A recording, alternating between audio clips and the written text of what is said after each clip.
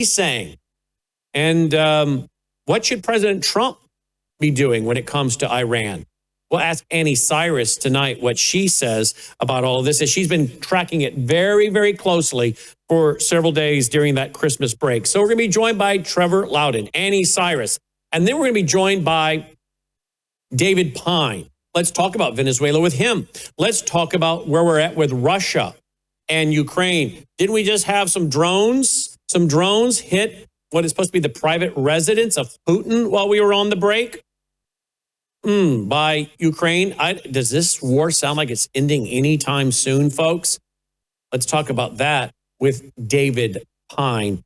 And again, the number of Islamic Marxists taking over major cities in America. Oh, by the way, speaking of revolution, did you see the number of people on social media during the break saying they're done with their taxes? They're not paying taxes anymore after all the $1 billion in fraud in Minnesota, and now it's coming out in other states. And when you combine all the fraud together on a national level, it pretty much is everything we're paying into federal income tax. So there is a great tax revolt coming, it looks like. I can't believe the number of people on social media over the break saying they're not paying their taxes. Wow. I'm going to pay mine, because as soon as I didn't, they'd make me a target and I wouldn't be here. So you do what you want to do. I'm going to keep paying mine, but I can understand the frustration of many people. I do think they're unconstitutional. That's true. I do, but I'm going to pay them. And I'm not here to encourage people to do one or the other. That's a matter of public conscience. Do what you feel led to do. But I'll tell you, I've never seen something like that as I did over the holiday break. So many people, big names, talking about they're done, they're out. Well, to me, that's encouraging, because it shows that the American people are waking up to realizing the deep, deep corruption by both parties when it comes to the Ponzi scheme of the federal government, the plunder, as Frederick Bastiat, who wrote the classic book, The Law, talked about. Something else.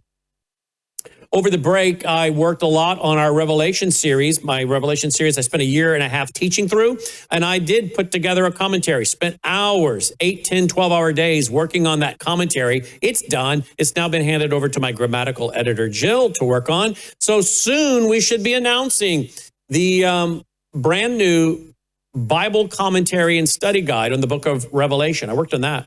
I also worked on my book, Christian Zionism. That is done. Hopefully by tomorrow, we can announce that it's in the vault.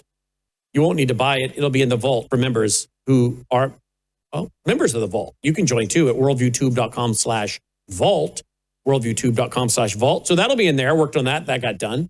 I also worked on a new book called Transhumanism is Eugenics. That should be out in the next couple of weeks. Transhumanism is Eugenics. That will be in the vault. You won't need to buy it. It'll be in the vault for vault members. So I had a very busy Christmas break. I filmed a lot on my final part of my series on Brainwashed America. So we're going to be releasing that documentary this year, because I filmed a lot on that. So we were very, very busy. We spent some great time with family. And my granddaughter and daughter are in town. And my oldest son came to town for a while. And we all had a great time. Hope you had a great time with your family.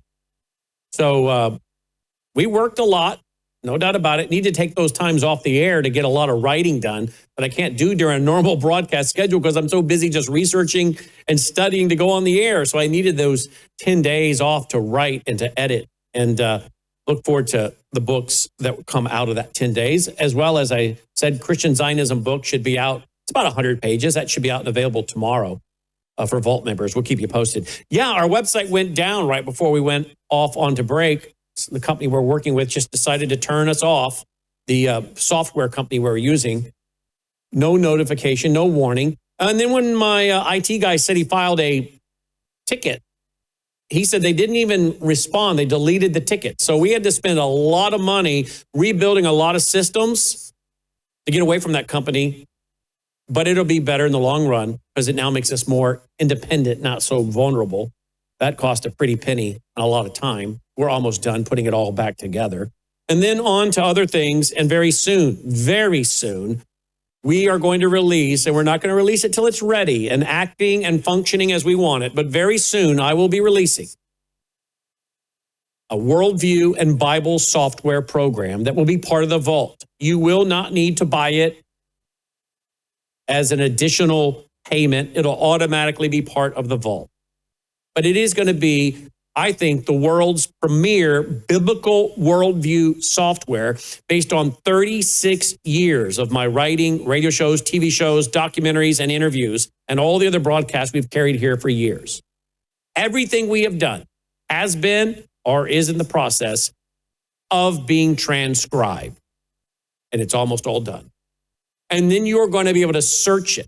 And when you put in something, Gog, Magog, a question about Bible prophecy, communism, Marxism, what are brainwashing, historical figures, you're going to get video clips, you're going to get audio clips, you're going to get text. It is going to, if you want to research the Bible, you are going to be blown away by what is in this biblical worldview Bible software program. So we worked a lot on that over the break, but we had to take a little bit of a break on that to repair what was damaged. And then we're moving back to that. And very soon, Lord willing, we're going to be releasing what we've been working on for some time, really 36 years in the making. What I think will be the premier biblical worldview software program that we've been waiting on for so long. But it'll be a part of your membership right there at the vault, worldviewtube.com/vault. All right. So I hope you had a great holiday break, Christmas break. Do I look like I've lost weight, Logan?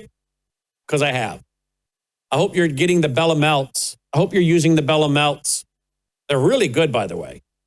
They really are good. The all-natural Bella Melts that stimulate your body's own GLP-1 without all the negative side effects of the needles. The Bella Melt. You can take about 3 a day.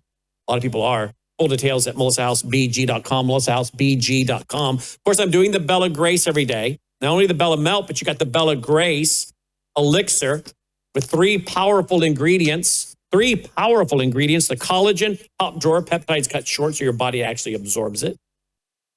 You've got the astaxanthin, which is loaded with antioxidants to take on the free radicals. And then you got the cat's claw that deals with inflammation. Bella Grace, melissahousebg.com. Of course, I'm doing the Numi. Got to switch with this each and every day to detox your cells. Some studies show it may remove mercury from your brain, helping prevent Alzheimer's, dementia, and Parkinson's. And then the Gatatana, which of course Dolly is on the pet version, and that's available too at melissahousegpa.com, melissahousegpa.com. We have a lower third for that, and there it comes up. I think. There it is, melissahousegpa.com. All right, and don't forget about getting your satellite phone. Get your satellite phones like I have. You remember the minutes, they stack up and roll over month to month. So when you need to use it, you don't have to worry about running out of minutes. Get your free satellite phone when you sign up for one of their very reasonable plans at worldviewtalk.com, worldviewtalk.com. They also have the generators, the solar generators. They have the bulletproof backpacks. They have the blankets and beanies that knock down the electromagnetic force, the EMF. That's all there at worldviewtalk.com. All right, there we go. Before we go to Trevor Loudon, before my granddaughter came to town, my daughter sent me a little video that I said, oh, I have to show that to my audience when I get back. This is my granddaughter back at her place. She likes to carry around a picture of me, Brandpaw. She can't say Brandpaw yet, so she calls me Pawpaw, which I really would like Brandpaw, but we'll see. The grandkids normally pick the names, don't they? But right now she calls me Pawpaw, and May is my wife. And she likes to carry a picture of us around. And so my daughter filmed this and sent it to me. I love this. I hope you'll like it. Here we go. Watch this, Logan. Papa. Papa. Be careful with it. Papa. Ha. Mm-hmm. Papa. Mm-hmm. Yes. Meme. Yes. Meme.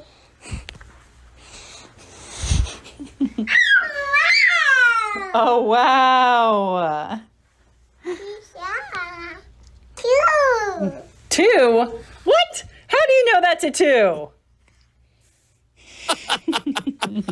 How do you know that's Don't a eat 2? Here's Papa. Don't forget him. No. Mommy. Mommy. Give Papa a kiss. Mwah. Oh, that's so sweet. Give Maymay a kiss. Mwah. That's so sweet. Mwah. Mwah.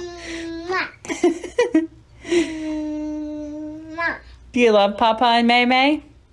Say yeah, so much. Mwah. Mwah.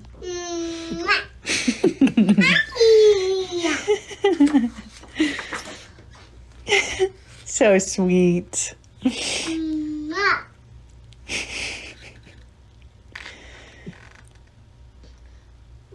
Ah, ooh.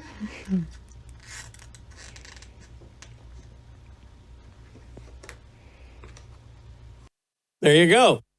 I don't know what that one there is, the Gaza peace plan, but there you go. Mama, May and Papa. We picked her up at the airport, and boy, she gave me a big smile as soon as I saw her. And we've had a big time watching some Christmas movies, sitting by the fire. And of course, she's very active, walking a lot.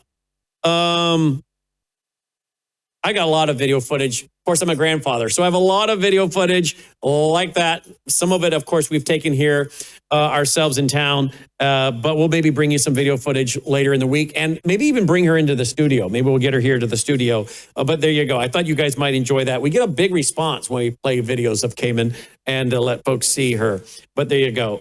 There's something I was going to say about all that. I can't remember. But she got some toys and some fun things. She's very, very active. She loves Dolly. She talks about Dolly all the time. And Dolly loves her, follows her everywhere. And of course, Dolly loves it when she eats because Cayman has figured out about feeding her off her tray. So Dolly sits right by her tray while she sits in her little high chair and eats and gets fed.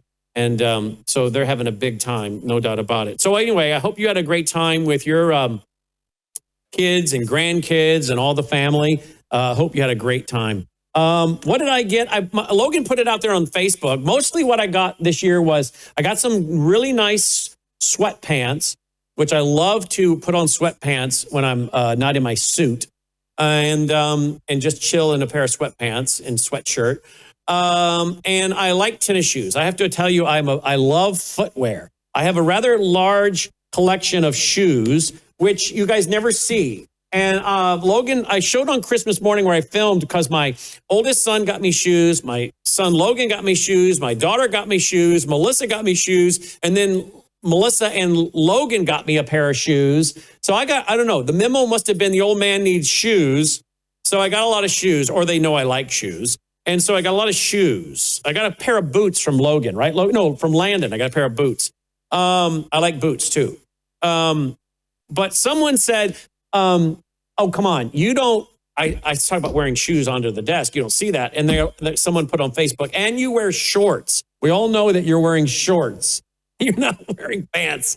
Well, very rarely does that ever happen. I generally am wearing pants. Now, should I show my shoes, Logan? I don't even know who gave me those. Who gave me these? Libby gave me these. We can't even get a shot of those, can we? That's not going to do. That looks like the Grinch. Remember the Grinch threw his foot up on the desk? Take down your foot. Take down the book. Do you remember that, Logan? No, you don't. I watched The Grinch with Jim Carrey, and Logan was shocked how many lines I was quoting before the Grinch could get them out. Were you shocked, Logan? I mean, I have that movie memorized. I think she's afraid of reprisals. But anyway, you're not getting very good. Boy, I think I'm just going to have to take it off, Logan. Ugh. Anyway, this is the pair of shoes Libby got me. That's a nice pair. It's my first day to wear these. That's a nice pair of shoes. I like those. So I got a couple other pairs. But that's just to show you that people were saying that, well, what does the guy wear from the waist down. We never see that. No, you don't. But I try to keep it stylish on the waist down too. And I'm not wearing shorts. You just saw. But I love footwear. Imelda Marcos. You guys, some of you know who she is, others don't. But I love footwear. So anyway, the memo went out, buy the old man shoes. So I got a lot of shoes. Now, I don't wear a lot of these shoes outside the studio. I don't wear these. Look at how clean the bottoms are. I'm not the first day to wear them, but I have shoes that I will not wear outside. I wear boots when I go out. And then I keep my shoes for in the studio and at the house because I do not want, I'm like Mr. Rogers. Mr. Rogers does the same thing now that I think about it, Logan. Mr. Rogers comes in, he takes off his shoes and he puts on his tennis shoes when he's in the house. That's not a whole lot of difference. I come in, I take off my boots and I put on my shoes because I do not want to wear these things out in the public. Now I need a shoehorn. You know what a shoehorn is, Logan? Logan, do you know what a shoehorn is? You do. Do you have one? I need one. I got it on. Huh? What? Oh, untie the laces? I did untie the laces. I got it on. But yeah, Mr. Rogers, he doesn't wear his shoes from the street into the house. Yeah. Maybe that's where I learned it. I don't know. But these will stay looking nice for a long time because I don't wear them out of the studio or the house. So anyway, that's pretty much what I got. Some sweatpants, sweatshirt, shoes. Am I missing anything, Logan? I think that's all I got. I mean, not all. That's plenty, but that's what I got. I can't think of anything else I got. That's it. That's it. So there you go. All right. How's Dolly doing? Do we have the Dolly cam on tonight? The Dolly cam is not working. Well, that's a great 2026 we're starting out with. Huh? You get it fixed? Well, all right. Well, people want to know where Dolly is. All right. So that is our introduction. I'm glad we're back. I'm glad you're here. We're going to take a quick break. We come back. We're going to have Trevor Loudon joining us, everybody. Happy New Year. Thanks for being here. Let's get this started. We'll be right back.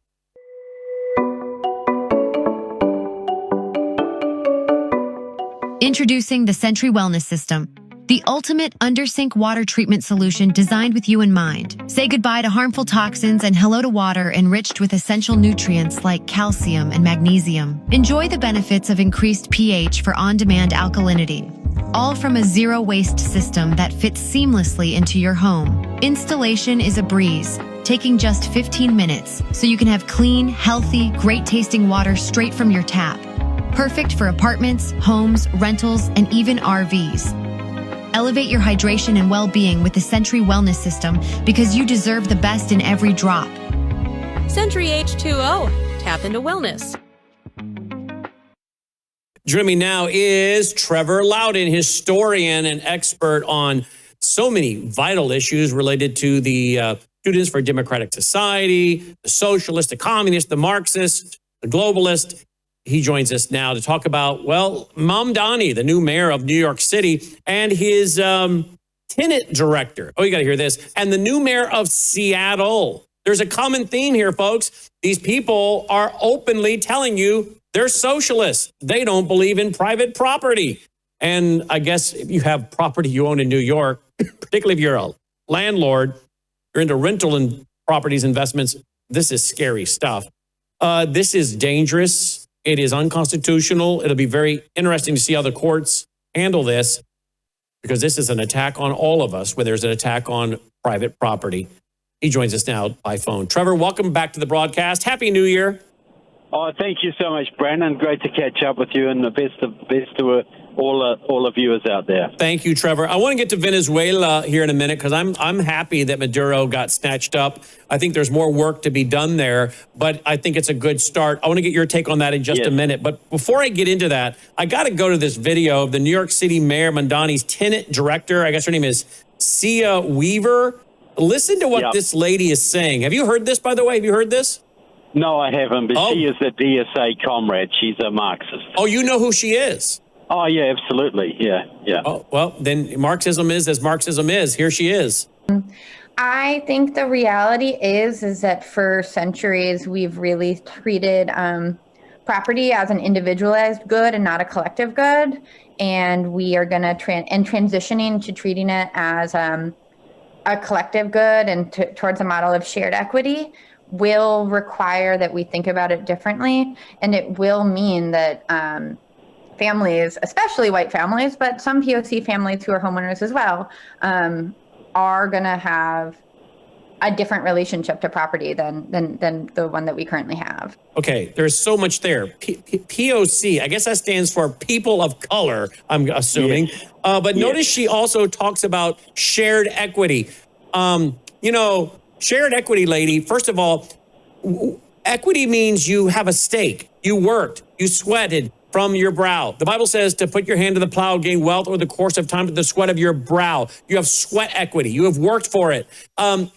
You're talking about socialism. These people have no equity, none. The language that they use, I want to start over again and stop along the way because they use such loaded terms. Here we go. I think the reality is that for centuries we've really treated property as an individualized good and not a collective good. Okay, individual property, no. Collective property. That is nothing less than Marxism, right? Yeah, look, she said centuries. Now, we have treated property as a private good since biblical times, since we left the Garden of Eden, basically. So, no, it's always been a private good where societies have prospered. You know, when the Pilgrims came to America, they tried collective property for a season or two, did they not? And they starved to death. So then they went to private property and they prospered. Did she not learn that little bit of history? I know, I'm sure she didn't. But Bradford openly wrote about it, didn't he? Yes. Yeah. Communism was tried in America. The first Pilgrims tried communism, and they almost starved. And if it wasn't for the Indians, they would have starved. Let's continue with her little diatribe here on property. And we are going to transitioning to treating it as a collective good and towards a model of shared equity. Okay, shared equity, that word again. We're transitioning.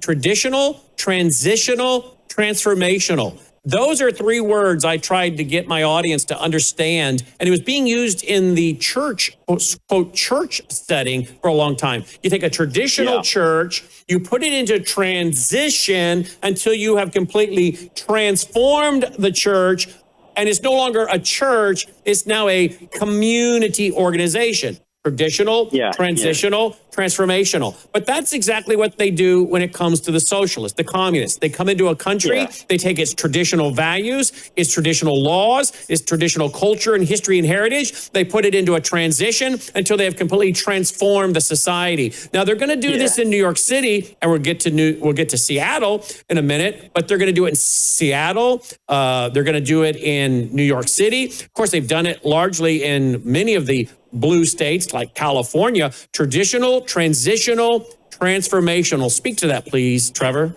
Well, this is a euphemism for revolution. Transition and transformation is a revolution. A revolution is a complete upheaval of the existing power structure and replacement with another. So she's just using euphemisms for revolution, for communist revolution. That's what she's doing. And we'll continue. Here she goes. Will require that we think about it differently, and it will mean that families, especially white families, but some POC families who are homeowners as well, are going to have a different relationship to property than. Okay, some people of color, POC people. I guess I've never heard that acronym before, POC people, but particularly white people, because as we know that all the source of all suffering and oppression is Christians, Christianity, capitalism, and white people. You're going to have a different relationship with your home. I noticed she didn't say with your property. So it seems as though she just went from talking about rental properties, landlords, to now even saying you're going to have a different relationship with your home. Are they going to try to put the homeless into a spare bedroom of your home? Well, I think they're going to drop property values in New York, which means the city will be able to buy up properties, nice neighborhoods at cheap fire sale prices, and they'll flood it full of homeless. They'll flood it full of refugees and people like that, which will completely change the voting base, make it even more left-wing, and it'll turn New York into Detroit on the Hudson.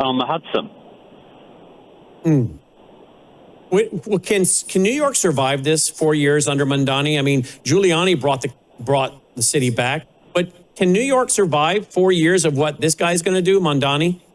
I don't think so. I think it'll destroy the tax base and the business base. We've already had a Democratic Socialist of America mayor in New York. That was David Dinkins between 1990 and 1993. He was so bad he was a one-term mayor, but he turned the city into a cesspit because he wouldn't enforce laws.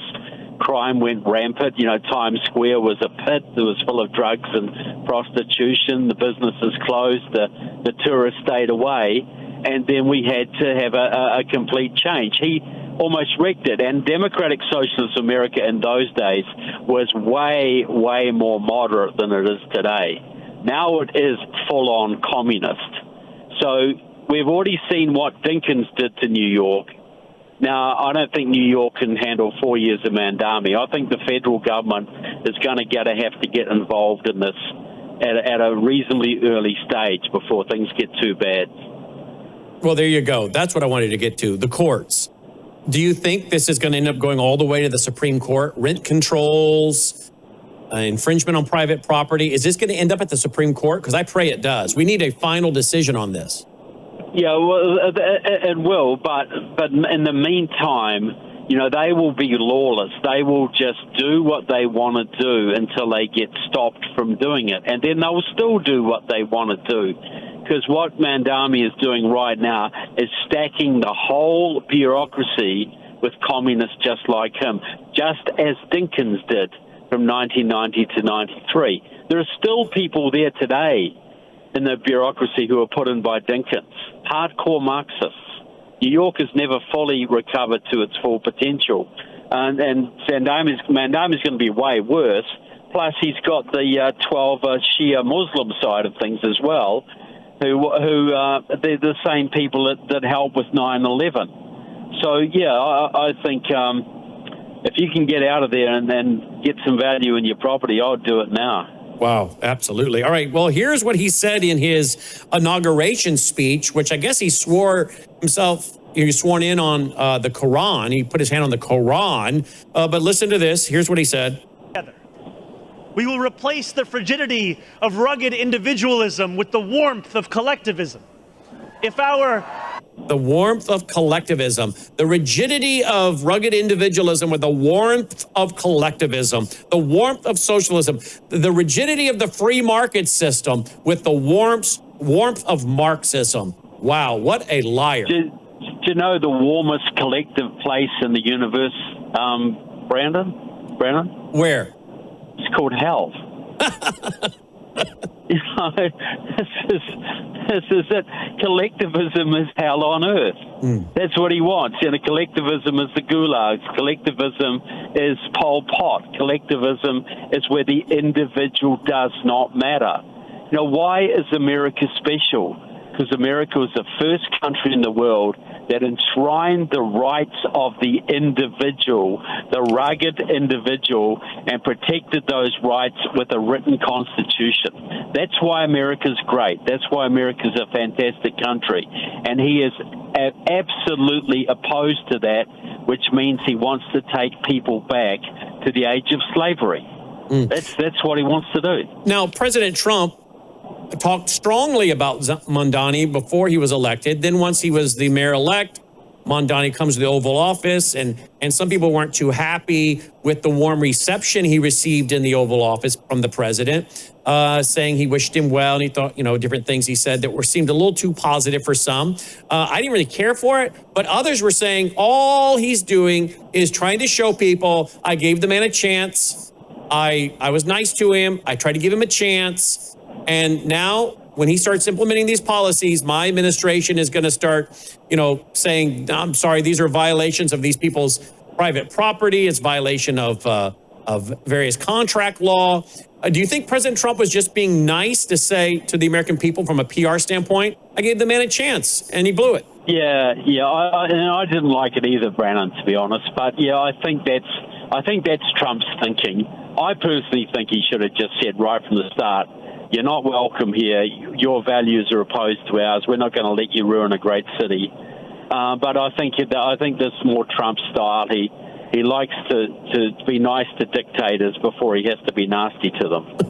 Well, he's got property in New York himself. Can you imagine what this is doing? What this is going to do to his own property values? Of course, yeah. His own family is going to be impacted by this. Mm-hmm. But, you're dealing with a crazy mob that's taken over the world's greatest city. And this is not going to end well, and the federal government is going to have to do stuff here because I think that you'll find lots of foreign connections to Mandami. Some of his people, I'm sure, would have broken laws to get there. They're communists. They don't care about our laws. Some of the organizations involved are deeply in bed with vote fraudsters and that. So, and they will be tied to foreign enemies of America. So I think the federal government's going to have a field day here if Trump is willing to take this guy on. Now, we're only a few days into 2026, Trevor. I don't know what the RNC, the GOP, let's just bring it down to the campaigns themselves individually. Anybody running for any office, House, Senate, governor, they should be collecting all of these clips and saying, is this what you want? The end of private property, higher taxes, redistribution of wealth, Marxism. Look at the people celebrating in Venezuela. Look, that's long from over yet, but they don't want this. Look at the young people in Iran. They want freedom. Do you want Marxism and Islam taking over our society and depriving our children, yourself and our children and our grandchildren of liberty and freedom? They had better be grabbing all these clips, and they better be running these as their commercials on social media to say, this is what we're talking about here. We can either have the free market system or Marxism. Yeah, look, I 100% agree, Brandon.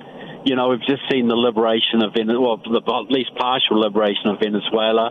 I think this is going to spill over to Iran, possibly China and Russia as well.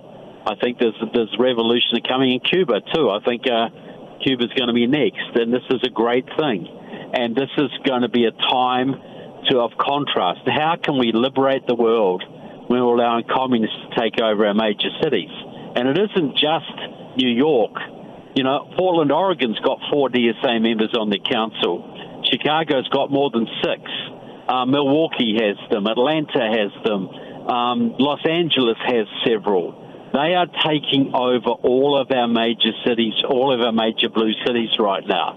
And that's a serious issue because what they do is they take the taxpayers' money and use it on their causes, and they employ nobody but fellow communists. So they embed them in the infrastructure forever on the head of every major agency. They put them in, and it's very hard to get rid of them. So, this is a much more serious situation than one guy taking over as a mayor. This is a foreign-driven Marxist takeover of many of our major cities right in front of our eyes. Well, let's go to Seattle. We have a lady that's 43 years old that's just been elected the mayor of Seattle, Katie Wilson. Here is a clip from Katie in her own words. Here we go. As a progressive and as a socialist, I believe in good governance. Our government is how we act collectively, how we accomplish the things that can only be done together. I believe that our city should be able to tackle big challenges and take on big, ambitious projects. And I believe it is a very bad thing when people begin to lose faith in the ability of their government to be responsive and effective and to deliver results for its constituents. I look forward to working alongside all of the dedicated public servants who work for the City of Seattle, not just to advance a transformative policy agenda, but to make sure that we are delivering basic services, communicating with constituents, working collaboratively with every single neighborhood around the city, and building that faith and trust in government that is so essential and yet so rare in our times. Well, she said it right out of the gate, didn't she? Here it is. As a progressive and as a socialist. All right, what's the difference? Boy, these people just don't apologize at all. Well, progressive is stage 1 cancer, a socialist is stage 2, and a communist is stage 3. That's what you get. But, you look at, government that wants to do all these services, right? Well, what's the result of that in Minnesota? The state of Minnesota has been pillaged by socialists. This wasn't a Muslim Somali thing. This was socialists enabling it and encouraging it in Minnesota. So you're going to see mass redistribution of wealth in the cities. And that means the tax base is going to be dramatically eroded. You're going to have flight from the cities of middle class and upper class people. And you're going to have these places turned into, we're going to have Detroits all over America. Seattle will become Detroit on the Pacific with a space needle. And so, is this good for America? One of the most innovative areas of America, with so much big tech and Boeing and all these big companies are based, is going to be run by a communist. And they feel like communists, There's no difference between a so-called democratic socialist and a communist. Well, the only real difference is 3 to 5 years. That's the difference. I love the saying that a communist is a socialist. He's just a socialist who's in a hurry, and a Marxist is a communist with a gun. Exactly. Here is another clip by Katie Wilson. Here she is. Listen to this, if you can stomach it, folks. Well, let me reboot this, guys. For some reason, it's froze on me. I don't know. Here we go. Oh, the spinning wheel. Here we go. Got it. Here we go. Noticed by the President of the United States, who called me a very, very liberal / communist mayor.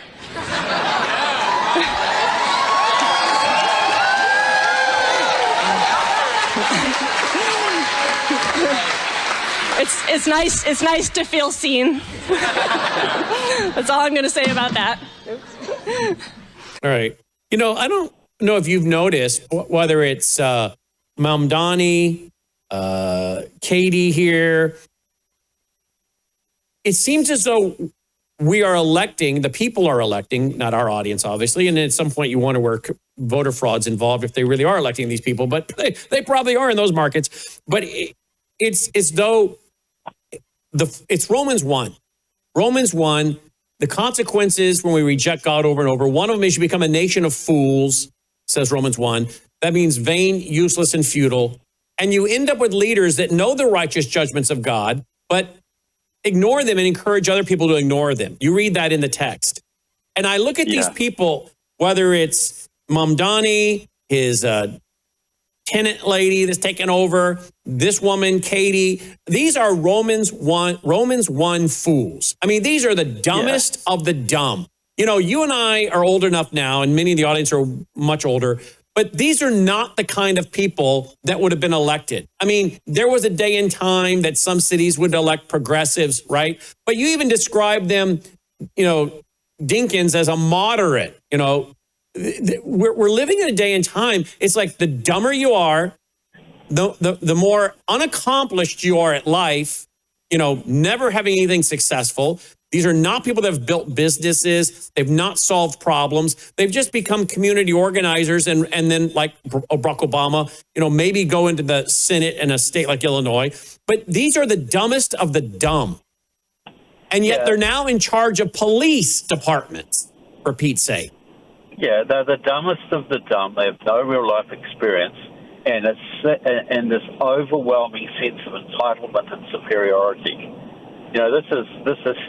These are prideful people. They think we're all dumb. They think we're all sort of regressive, and we're all sort of walk around dragging our knuckles and breathing through our mouths. And they have this. So they're like Greta. Greta Thunberg is the perfect example of this type of person. True. Dumb as a box of rocks, but so confident of her own meager abilities, so arrogant with it. You know, how dare you destroy my planet for me? You know, this kind of thing. This is the mentality of these people. No humility. You know, but the fear of God is the beginning of wisdom. Well, you know, no fear of God, no wisdom. It's very obvious in their case, is it not? Absolutely. Let's go to Venezuela as we wrap.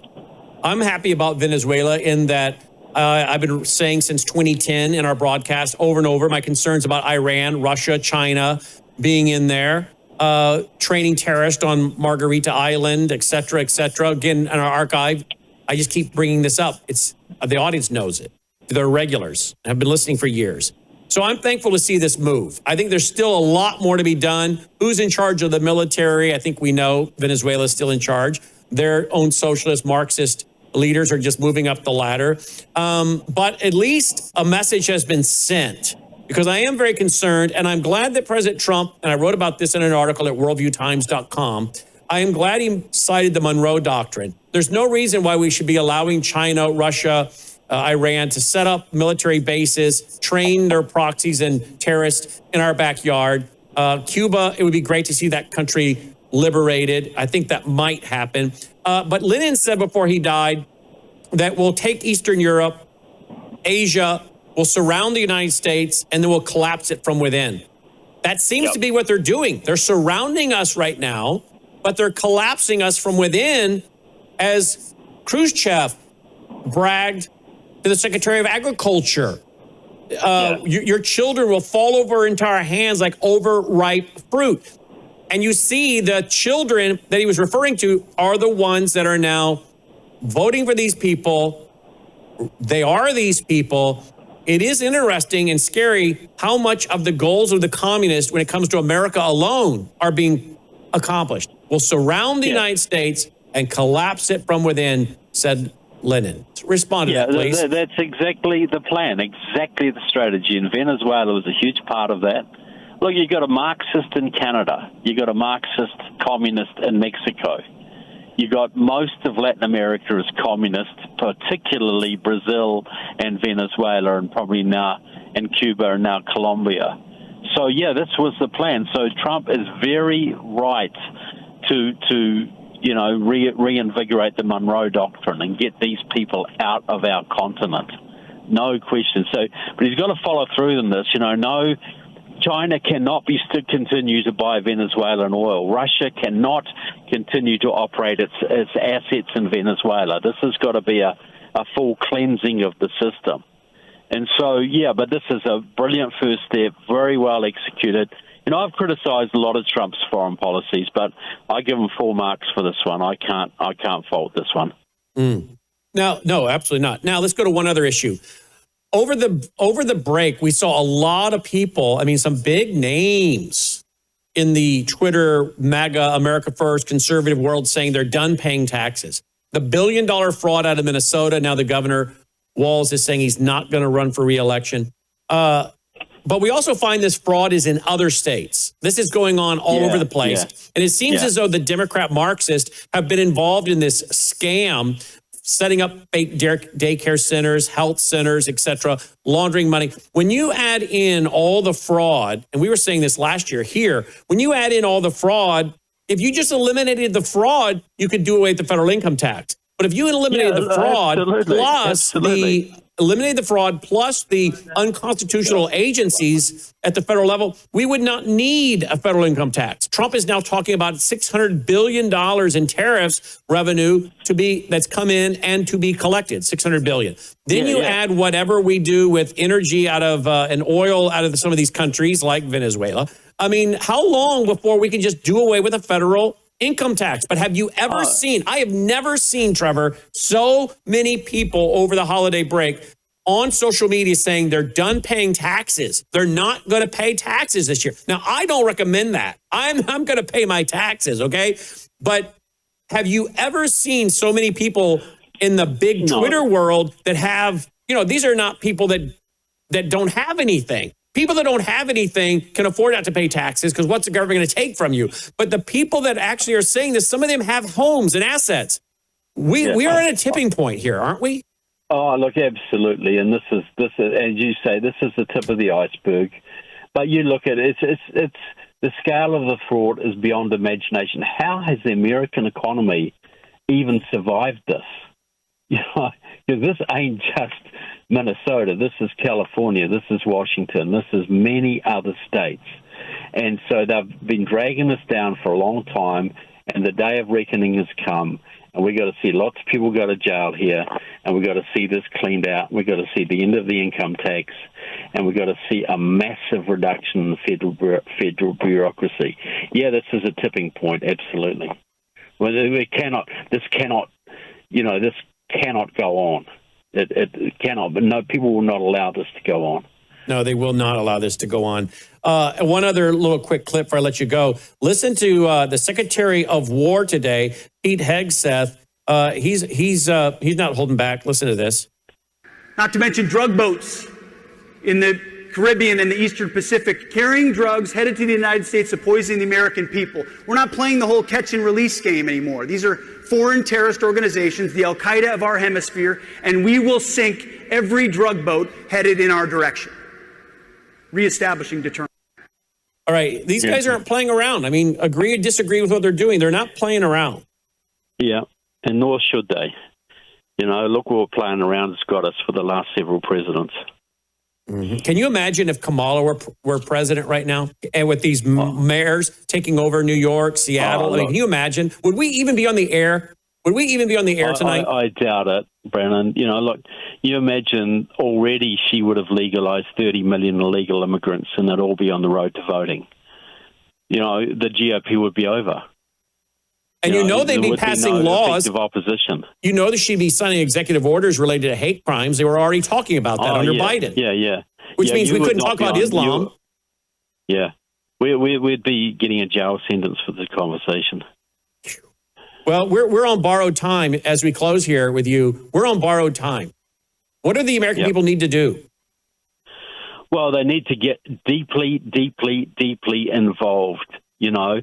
Push Trump in the right direction where he goes astray, encourage him when he's doing it right, make sure that the Republicans hold the House in the next election. You know, all the good stuff comes to an end pretty much if we lose the midterms. And, you know, that's what every American patriot should be focusing on right now is the midterm elections, holding the House and increasing the majority in the Senate. That's the only way forward here. If you're not doing that, you're not serious about your country. And I don't know why so many on the social media world are on the right are upset with President Trump over Venezuela. I know they're going to claim some are claiming the legality, but he's the commander in chief. He has the right to protect the American people. Let the courts fight it out. But why are so many people on the right attacking him for what he did with Maduro? Because so many people on the right are Russian or Qatari influences now. That's why, Brandon. Or what if they're not? What if they're just ill-informed? Well, they've been influenced by the Russian and Qatari influences. That's why, Brandon. Well, you're not hearing a lot out of Tucker Carlson right now, are you? No, you're not, and I hopefully won't hear any more from him either. But that's right. You know, he's been marginalised by this. But you know, there's still a lot to say on all of this. But look, the serious thing is, you know, we've been given a reprieve. We've been given a second reprieve. We got a reprieve in 2016. We got a reprieve in 2024. And we're running out of reprieves. So we got to make sure we keep this going. You know, there's things that Trump's doing that need a lot of correction. There's things that he's doing are great. But a Kamala or a Gavin Newsom would destroy this country and wipe out everything that's been gained, and we would lose everything. And I mean everything. We would be running to Venezuela for liberty. You know, so look, every American should be involved in politics over the next year. That's your duty. That's your God-given duty to save America. The affairs of the state. That's what you should be doing. That's what politics means. The original word means the affairs of the city. The affairs of the city. And if we don't care about our cities and our towns, we're being pious and we're being selfish. I'm not saying to raise the flag above the cross, I'm not saying to forget the Great Commission, but if we want to keep the airwaves open, our churches open, parental authority, these are biblical worldview issues that involve the affairs of the cities, that involve politics. Yeah.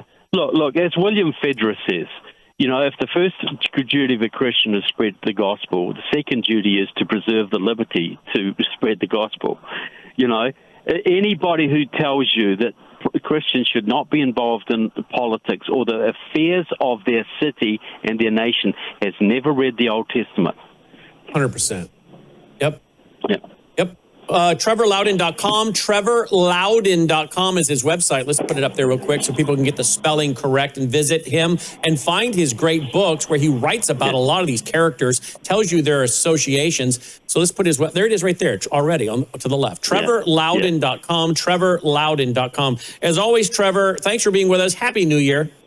Happy New Year, too. Thanks, Brandon. You too, my friend. And we'll be right back with Anni Cyrus, folks. Don't go away. Let's talk about Iran, the students there who want liberty and freedom, and the Shah's son, the prince, who's ready to go back and rule and bring liberty and freedom to Iran. What does Anni Cyrus think about all the student protests that have been going on? Are there some of the military that are flipping to go with the people? What about some of the police? We'll get into that. And then what did Venezuela, the move by President Trump in Venezuela, what message did that send to Iran? What does that mean for Iran when it comes to oil and much more? We'll get into it with our broadcast partner, Anni Cyrus, on the other side of this very short break. We'll be right back. Do you appreciate all the free programming we produce here at Worldview Tube? Well, if you do, we need your partnership now. If you're already supporting us, thank you. If you're not, would you please consider doing so? We have to have a big November and December end of the year giving. Please go here right now to this website, worldviewfoundation.com, worldviewfoundation.com. You can give through credit card. You can give through PayPal. You'll find our mailing address there if you prefer to support us through the mail. You'll also find our phone number. Simply use that phone number by leaving a voicemail for Melissa or texting her, and my wife will get back with you and help you make your contribution over the phone. We send out tax receipts with our EIN number, the first week of February of each year. We, again, have to have a very big November and December as we get ready for pushing out more Christian worldview programming for 2026. So thank you for going now to worldviewfoundation.com. That's worldviewfoundation.com. Joining me now is Anni Cyrus of liveuptofreedom.com and liveuptofreedom.substack.com. Anni has been very busy over the Christmas and New Year break following what's going on in her home country of Iran. Remember, she translates a lot of this from Farsi into English and brings it to you and to us. She's at liveuptofreedom.substack.com. Here is her latest website articles there for you. Again, check them all out. Enemy of the People, Khomeini's War Against Iranians. Here's another one, the inauguration of a moment, not a mayor, talking about Mamdani, which we just discussed with Trevor Loudon. She joins us now. Anni, welcome back. Happy New Year. Thanks for being with us. You and I talked over the break a few times. We often talked about coming back and breaking into programming, but I kept resisting for a couple reasons. And you did, I think, as well. But I did because I'm like, let's let the stories develop, number one. But number two, I think you have to let people understand what it would be like without Worldview Tube, without our broadcast partners, bringing the news and analysis through the lens of, personal experience, life lessons like you, and through the lens of a Christian worldview. So I said to our team, the urge is to go back to the desk. But I think our audience, I think many of them really appreciate us. But I think there's some of the audience that needed to be reminded about what it would be like not to have our network here, to have this vacuum here. So I said, let them just think about, hey, wait a minute. Where's Brandon and Worldview Report and Annie and David Pine and Trevor and the rest of the team? Oh, wait a minute. They're on break. Oh, wow. I hope that doesn't sound arrogant or selfish. But we worked very hard to put together a cutting-edge team and cutting-edge network with broadcast partners. And I just wanted the audience to have that little vacuum for a while and then come back so they could realize what it is we bring that makes us so different than everybody else. What are your thoughts on that before we get into this topic tonight? Well, Happy New Year to you as well and your audience. I don't know about your audience, but I definitely was missing this. I needed to come back on your show. Though I just resumed my show today too, but I felt the difference. I had Iranians reaching out to me, like, "Are you and Brandon not going to cover this?" I'm like, "No, we will. Just sit tight." Like it was that far where even our Iranian audience were seeking answers of what's happening. I do agree with you. I personally couldn't, Brandon, with the hours I was putting into translation, sorting through videos, verifying information. I couldn't. Like, it would have been one of those times where I would be just audio only because I was researching and all of that. But I did also receive some messages from your audience who said they can't wait for you to come back. They can't wait for you to have me back on. So I think it does matter. Yes, I think a lot of people come to realize, especially because I think this is the first holiday break that you took that so much happened during. I've never known a holiday break where so much was happening. No, I have not. Yes, I mean, exactly. there were multiple times we could have come back on the air, but we resisted. I was busy, as you know, working on finalizing and finishing up my Revelation commentary, getting up my Christian Zionism book, and then working on a new book, Transhumanism is Eugenics. So, yeah, there was a lot. I just did not. I needed to keep my head down and keep writing and editing. But let's go right to Iran. Wow. First of all, Venezuela.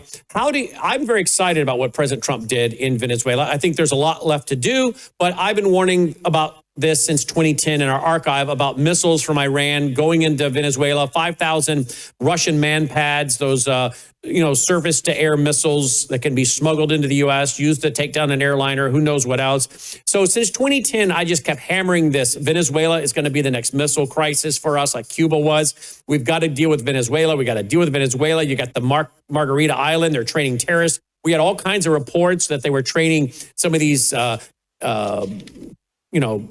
domestic terrorist groups over in Venezuela to come back into the U.S.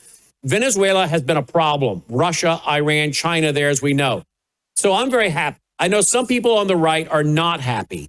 I'm listening, I'm reading. They're very critical of what President Trump has done. They can argue that. They have the right to do it. We'll let the courts work it out. But I was very happy. I know we're not in control of Venezuela yet, but at least the message was sent. And I don't know what President Trump intends to do with Venezuela, because, again, they're still in charge over there. They have their military. I don't know what he's going to do with Cuba. It sounds like that's next. But I do agree with the Monroe Doctrine. These people do not need to be in our backyard setting up military bases and training. But at the same time, we don't need Qatar having a military facility in Idaho. So it would be nice to see a little bit of consistency here. But hey, we are happy with what happened. At least I am. How do you think this impacts Iran? And do you see a connection between what President Trump did with Venezuela thus far?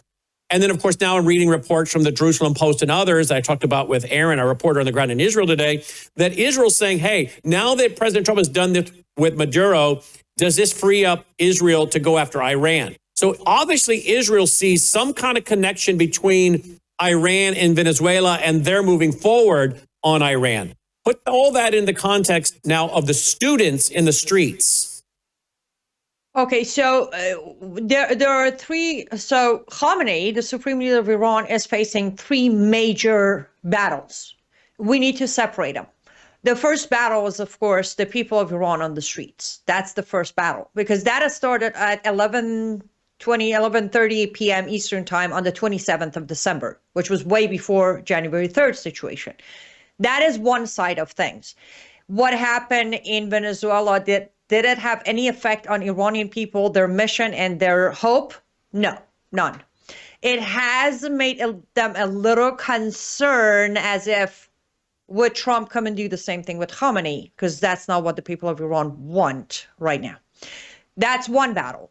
Now, the second battle Khamenei is facing is exactly what you just said.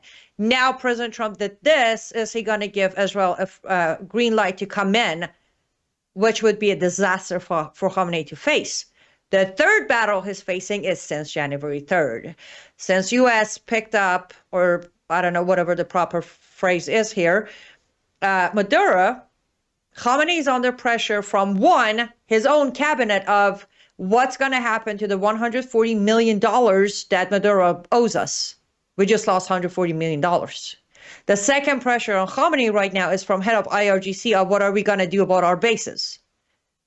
So what Trump did is having an effect on the regime of Iran, having to juggle a lot, but it doesn't have any effect or impact on the uprising of Iran. I hope that makes sense. Let's go to a couple. I don't know how much footage you have in there, Logan, but here's one. What are these folks chanting here? Does anyone know, Logan?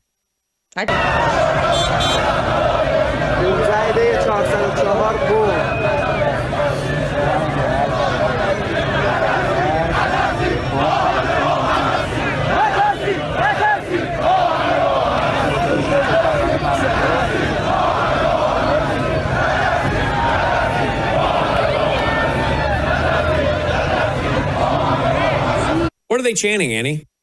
Don't be afraid. Don't be afraid. We are united in this. That's what they're chanting. But the chant isn't the highlight of the video you just played. What's important is at the very beginning of the video, you hear a man voice closer to the phone giving saying something. He's giving the location and the date. The location is Qom, Iran. Why is that important? I broke the news the moment I got the first confirmation that people of Qom have taken on the streets. Qom is by far, in the entire Islamic world, it is known to be one of the top 3 most religious cities in the world. You have people of Qom on the streets done with the regime. When that happened, I was so happy, Brannon. On any of other uprising, you might have seen a handful of people on Qom to come out. But this time, majority of people of Qom are on the streets. They started from that chant, but the last 2 days of chant from Qom has completely changed from "Don't be afraid, we're united in this" into "Death to dictator, long live the king." Long live the king. And who is the king? The late king of Iran, Reza Pahlavi. The Shah. The Shah of Iran, yes. And his son is standing in the wings ready to go? Absolutely. And that's what one of the... Let me get my face straight.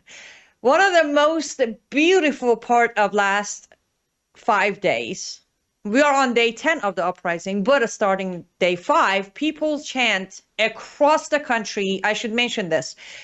There are 174 cities officially involved with the uprising as we speak. That's 174 cities are in. And every city, videos are out of people chanting uniform chant. And that chant is, "Sob as much as you want, Khamenei. Pahlavi is coming back." Wow. It is time for President Trump to bring him into the Oval Office and sit in the yellow chairs in front of the fireplace that we've been talking about since last year.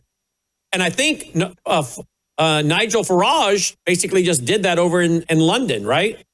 Yes, Nigel Farage just had a meeting with Reza Pahlavi, and Reza Pahlavi put out well, the meeting with Nigel was a little before the uprising, but Nigel Farage put out a tweet saying, we support the people of Iran.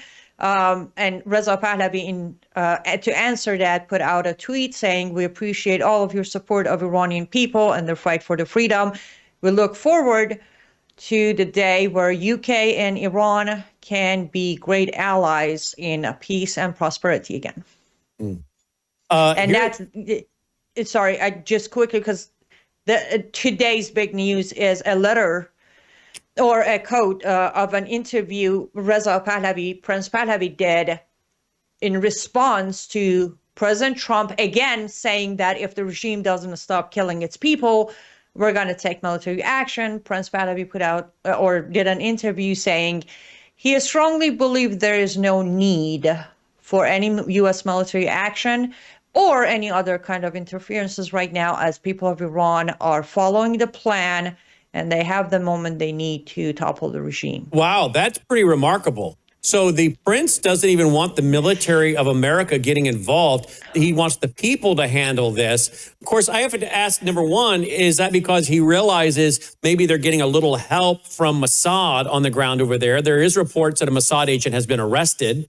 over there. But are they, of course, remember we had Mossad. Did Mossad set up drones right there in their country and lift them up and use drones right there in Iran not too long ago? So Mossad's actively working, obviously, in Iran. There's a series, I don't know if you've watched it. I think it's on Netflix. Tehran. I think you're the one that told me to watch it. They've only had 2 seasons. Season 3, I think, comes out sometime soon.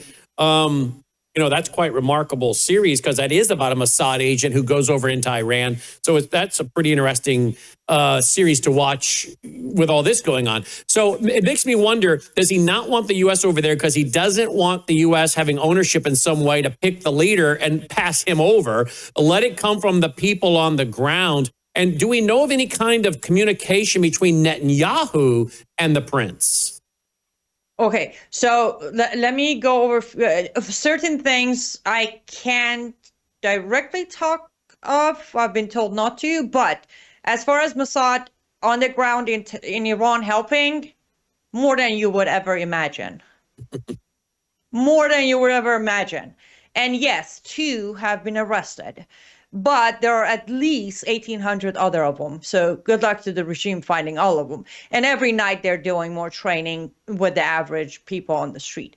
As far as Prince Pahlavi's stand, is there any communication? Yes, Netanyahu. First of all, Netanyahu was the very first person before the 12 Days War to sit down and talk with Prince Pahlavi. He went to Israel, correct?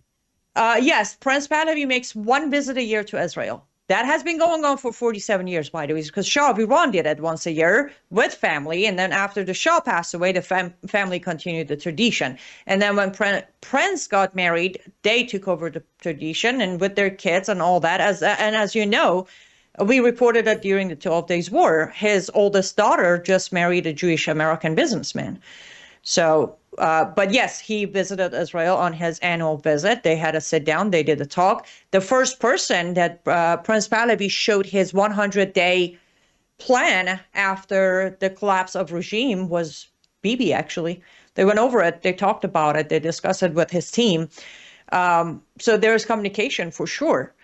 As far as Prince Pahlavi not wanting any U.S. military action, and I'm going to read the whole thing if you don't mind. I want to make sure. It says, I do not think it's a matter of any kind of outside intervention, either a military or a special op kind, because I think the regime is collapsing. The regime is at its weakest.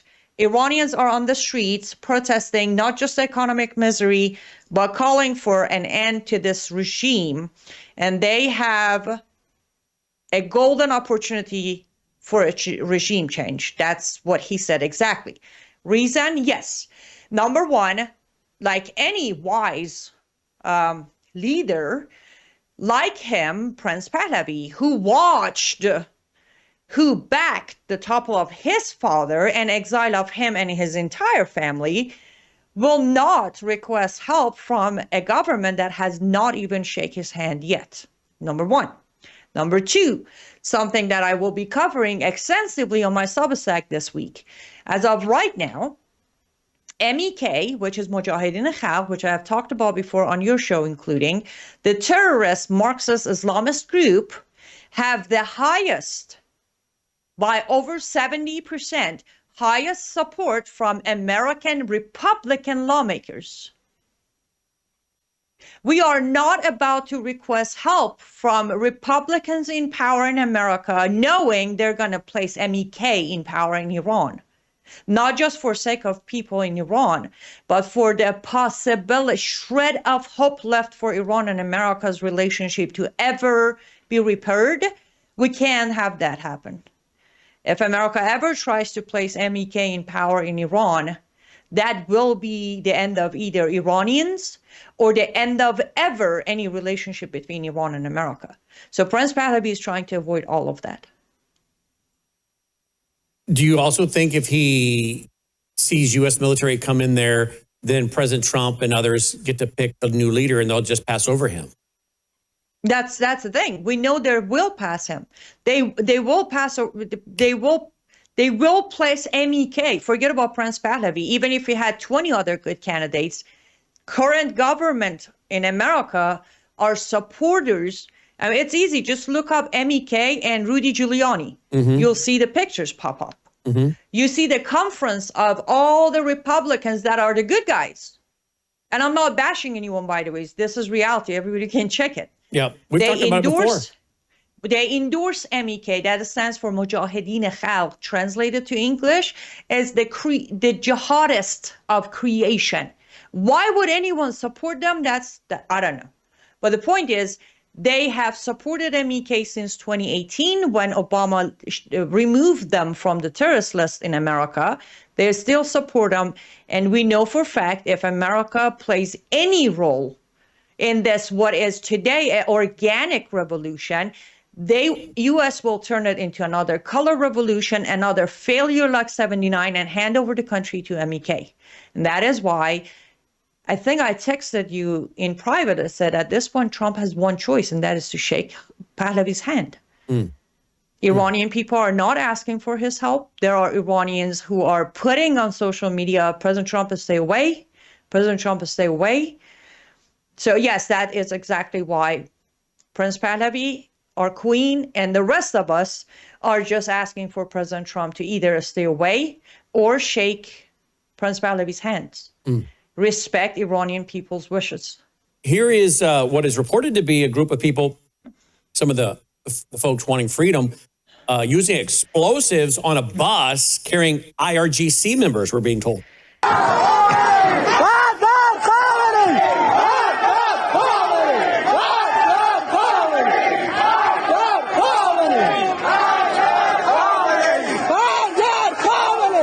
And what were they shouting? Can you say?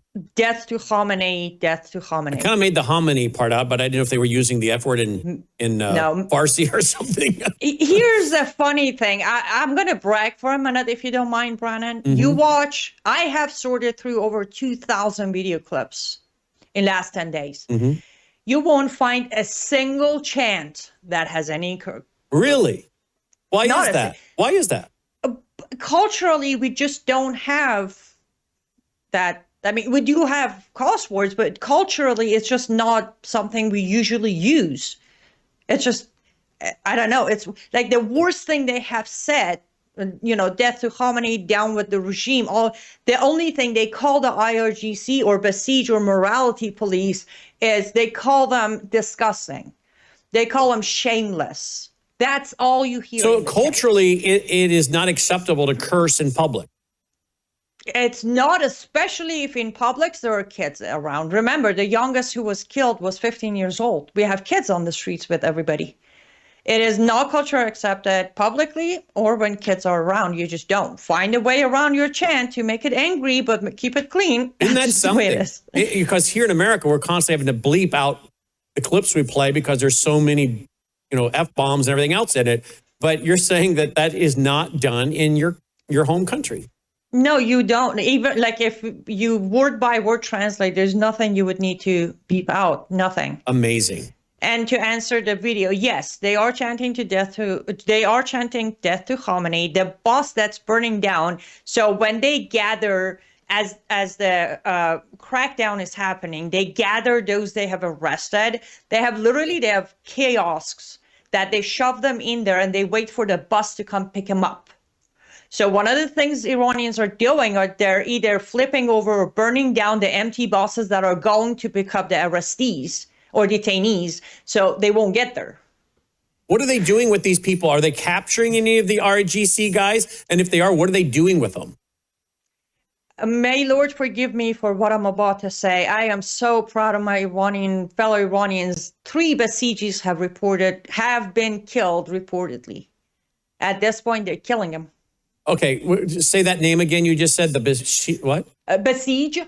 How you have the word Basij. That is the general corporate that controls the security forces, the morality police, basically all of the people you see on the street who are, some of them are IRGC, some of them are morality police, some of them are specifically riot police. They all go under the umbrella called Basij. We have that in English, right? And they're killing them. So when they get their hands on them, the freedom folks are killing them.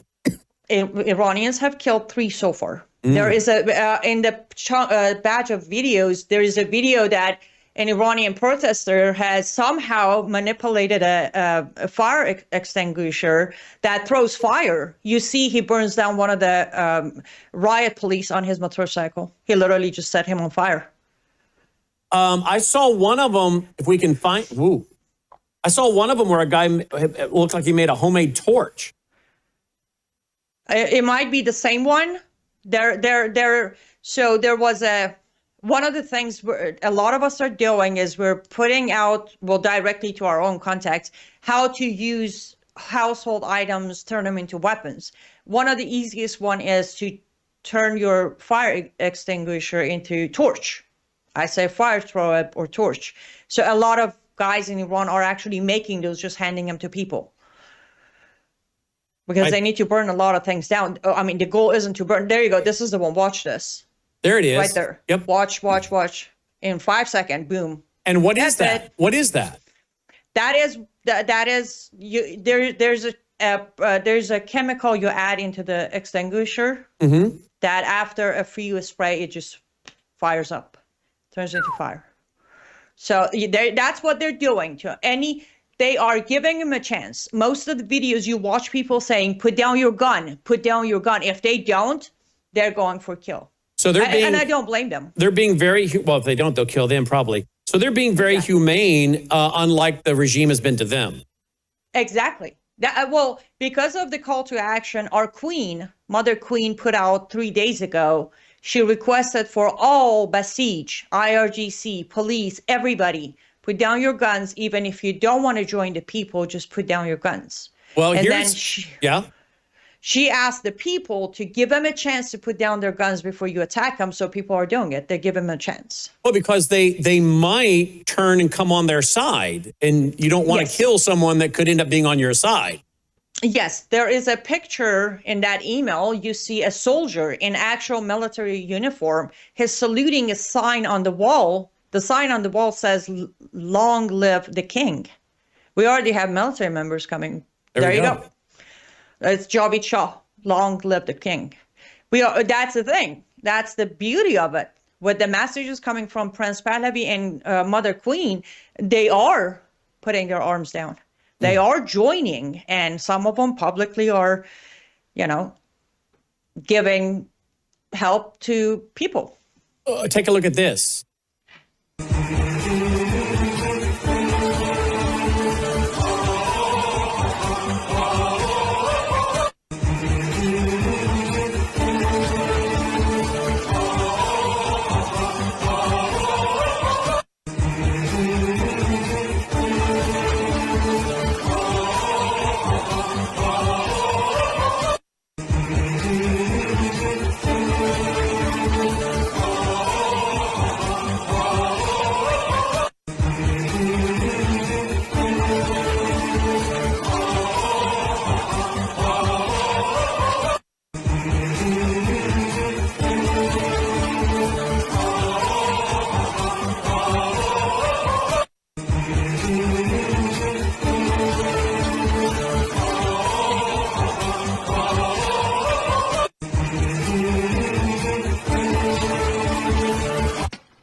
Any idea what he's saying there, Annie? Long live the king. Day 12, 1404 equals January 2nd, 2026. Long live the king seems to be the common theme here, right? Yes. And so long live the king is the common. And then it goes further when they are saying Pahlavi is coming back. And then as they burn the Islamic flags, you see Pahlavi flags flying on the bridges of main highways. And what do those flags look like? There you go. I don't have it. I have it on the other table. It's the with the lion and the sword in the middle. The lion and the sword thing on in the middle. Do you think, Annie, this time the people of Iran will be set free? Will U.S. stay out of it? So you're saying the difference between freedom or remaining in bondage will be if the U.S. stays out of it. 100%. Wow. Absolutely. What a sad commentary on our own country. I have been put in this bad position a few times in the last few years, but it won't change. It's right now. I agree with what Prince Pahlavi said. This is what I said during the 12 Days War. Remember, Brannon? Stay out of it. Yeah, we were here saying stay out of it. Yep. Stay out of it. I mean, that's the thing. I credit the man when credit's due, but to this day, I still repost his truth post of bragging about saving Khamenei's life. That will stay in history. That's been screenshotted by millions. There's no coming back from it. So is U.S. going to decide to save Khamenei's life again? Or is U.S. going to finally respect the people of Iran's candidate and choice and let this go where it needs to go? Well, it all depends on that. This supposedly is an 11-year-old young man. درود به مردم ایران. من یک پسر 11 ساله هستم. ازتون خواهش میکنم بیاید کف خیابون. هیچ چیزی از دست دادن نداریم. نه مشکلمون حجابه، نه مشکلمون چیز گرونیه. فقط جمهوری اسلامی بعد کشور ما بره. جمهوری اسلامی بیشرف و قاتله، حکومتش باطله. از جمهوری اسلامی هیچ ترسی ندارم. ازتون خواهش میکنم بیاید کف خیابون. مرگ بر خامنه‌ای. میجنگیم، میمیریم، ایران رو پس میگیریم. ای قربونت برم من. Wow. Little 11-year-old boy just wants to live in freedom. 11-year-old. Wants to live in freedom. Yes. And how can you not root for these people? 11-year-old who stands there said, I am not afraid of this Islamic regime. I will fight. I will die, but I will take my country back. And in America? And I want to know where are all the universities and their protests for free Iran? It's an 11-year-old kid. 2 of the killed were 15. 1 of them was 17. What about people and children of Iran?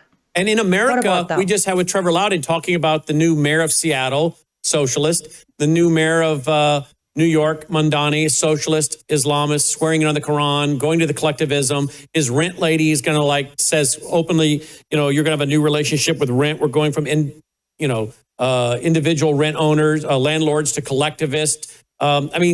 America, can we not look at Venezuela and Iran and these other places, Cuba, and say, we don't want to go down that road? But yet they keep electing in New York City, Seattle, Portland, these other places, these outright Marxists. I don't know how America avoids a civil war, because there is just too many of us that don't want to go down that road. And there's too many of them that do want to go down that road. Unless the Trump administration starts indicting these people for treason, high crimes, etc. I don't understand how America stays together as a union any longer. It's interesting you say that. I just submitted my January issue of article for Freedom Talk magazine. They're very kindly publishing once a month on their issue my article, and that's exactly what I talked about. I said, my fellow Americans, look at Iran today. On my latest Substack, 47 Years of Fight, I went over the history of Iranians uprising in Iran against the regime. And the first uprising, to many people's surprise, started 2 months after this revolution was finalized. They have gone through 12. Today, they're doing the 12th uprising. 12 uprising in 47 years, with thousands dead, hundreds missing who never came home, thousands of women brutally sexually assaulted. They still haven't given up. Do we really have to get to where Iranians are for us to fight back? Do we really want to keep looking the other way while our rights are taken away, while our history is being replaced with some made-up shame? Look at It's 100 years. Okay, this is Iranian calendar we're talking. In Iranian calendar, in 1304, the first Pahlavi, who was a military general, toppled the Qajar dynasty and freed the Iranian people from the Islamic clerics. Today, as we speak, there's a good chance on 100 years later, his grandson might be doing the same thing. Are we ever going to pay attention to history or learn from it?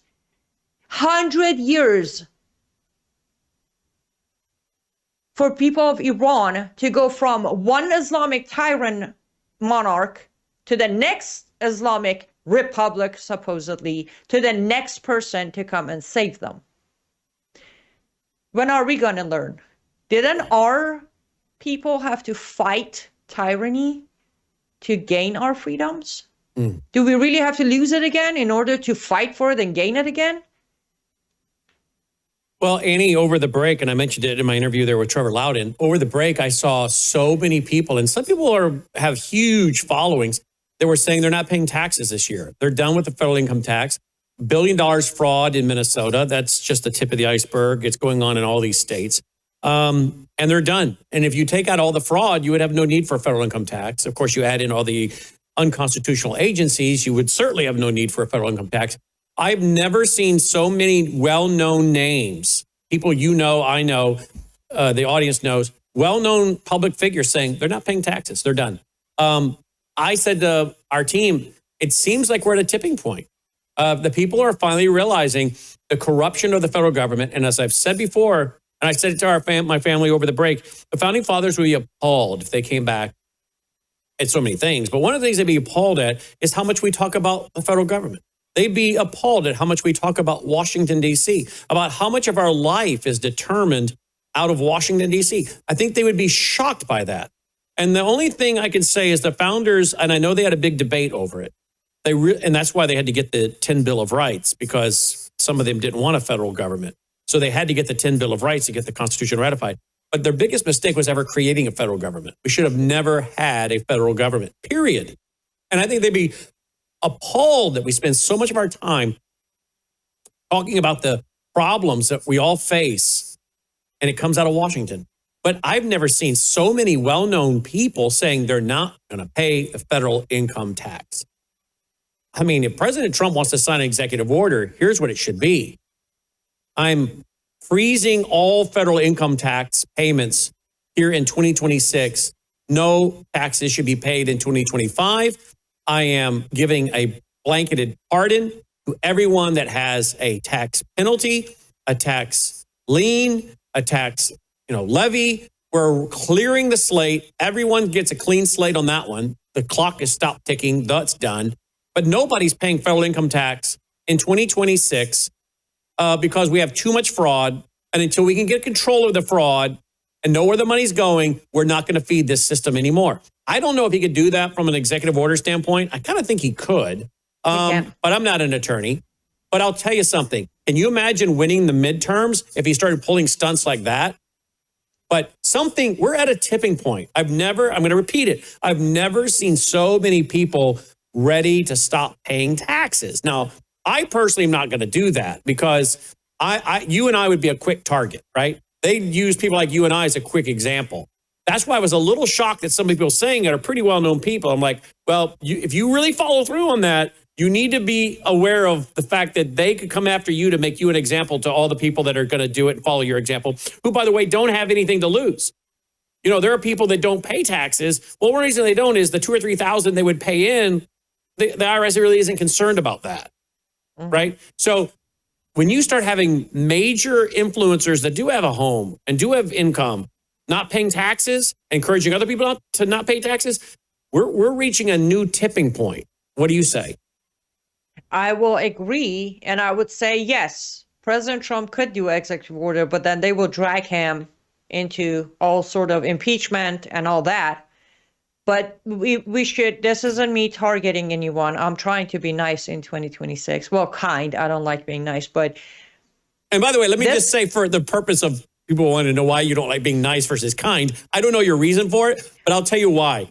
The word nice is derived from the word ignorant. So exactly. I don't like the word nice.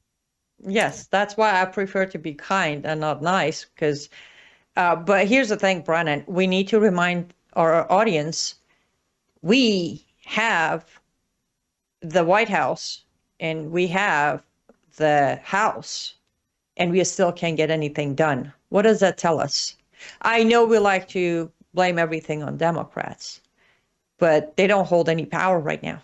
We can't pass any laws. From what I understand, 2025 held a record of least laws passed under a Republican House. So maybe the tipping point you're referring to, I think it is the tipping point I've been praying for 9 years, where people will come to realize don't belong to a party, belong to America. I think we're at a point where people are going to finally realize there is no party difference anymore. This needed to happen. We had to have this Republican House rejecting the Doge saving and the tariff saving and the tax changes. They had to reject for people to come to realize this isn't about parties anymore. This is about a government that has gone so big that we're nothing but a small people to them now. And we don't count. And the two parties, I think, benefit from the plunder. This is how they and their special interest groups all get the money and then launder it and push it under the table and clean it and get it all back to the politicians and their family members and whatnot. I think it's a gigantic, in my opinion, a gigantic money laundering scheme. And I remember when I interviewed Rudy Giuliani once, I interviewed him several times. In one interview, we were talking about Ukraine, and he said, that's a gigantic money laundering operation there. I said, well, why don't the Republicans do something about it? He said, because too many Republicans are also on the tape. He said that. Exactly. That was my reason. I was a registered Republican. I walked away and I became independent, registered independent. When I started connecting the dots, wait a minute. It doesn't matter who holds power in America. It really doesn't. The results are the same. There might be minor wins here and loses there, but it's there. It doesn't matter. They all go into the same room and they decide what is going to happen, how much they're going to compress our life to expand theirs. Okay, let's talk real quick about Iran, the nation. Now, Persia. What nations encompassed Persia, in biblical days versus today? Biblical Do you know? days.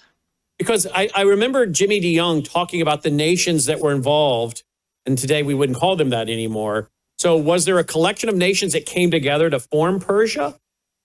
So basically there was, as Cyrus the Great conquered, Persia expanded. So that's the thing. We have Persia as the land, and then we have the Persian Empire, which was the expansion of Cyrus the Great.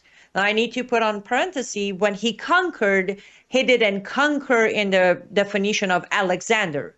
He conquered as he set the people free, let them pick their owner, let them keep their language, religion, culture, custom, everything. But the new leader had to report to Cyrus the Great. So if we're talking about Persian Empire expansion, we're talking, okay, so we're talking Afghanistan, Pakistan, parts of Turkey, a little bit of Azerbaijan, portion of Uzbekistan. What is that country? Of course, Syria, Bahrain. Those are definitely what would be considered part of Persian Empire. Like Iraq was never Persia. It was always, it was Babylon and then later Iraq.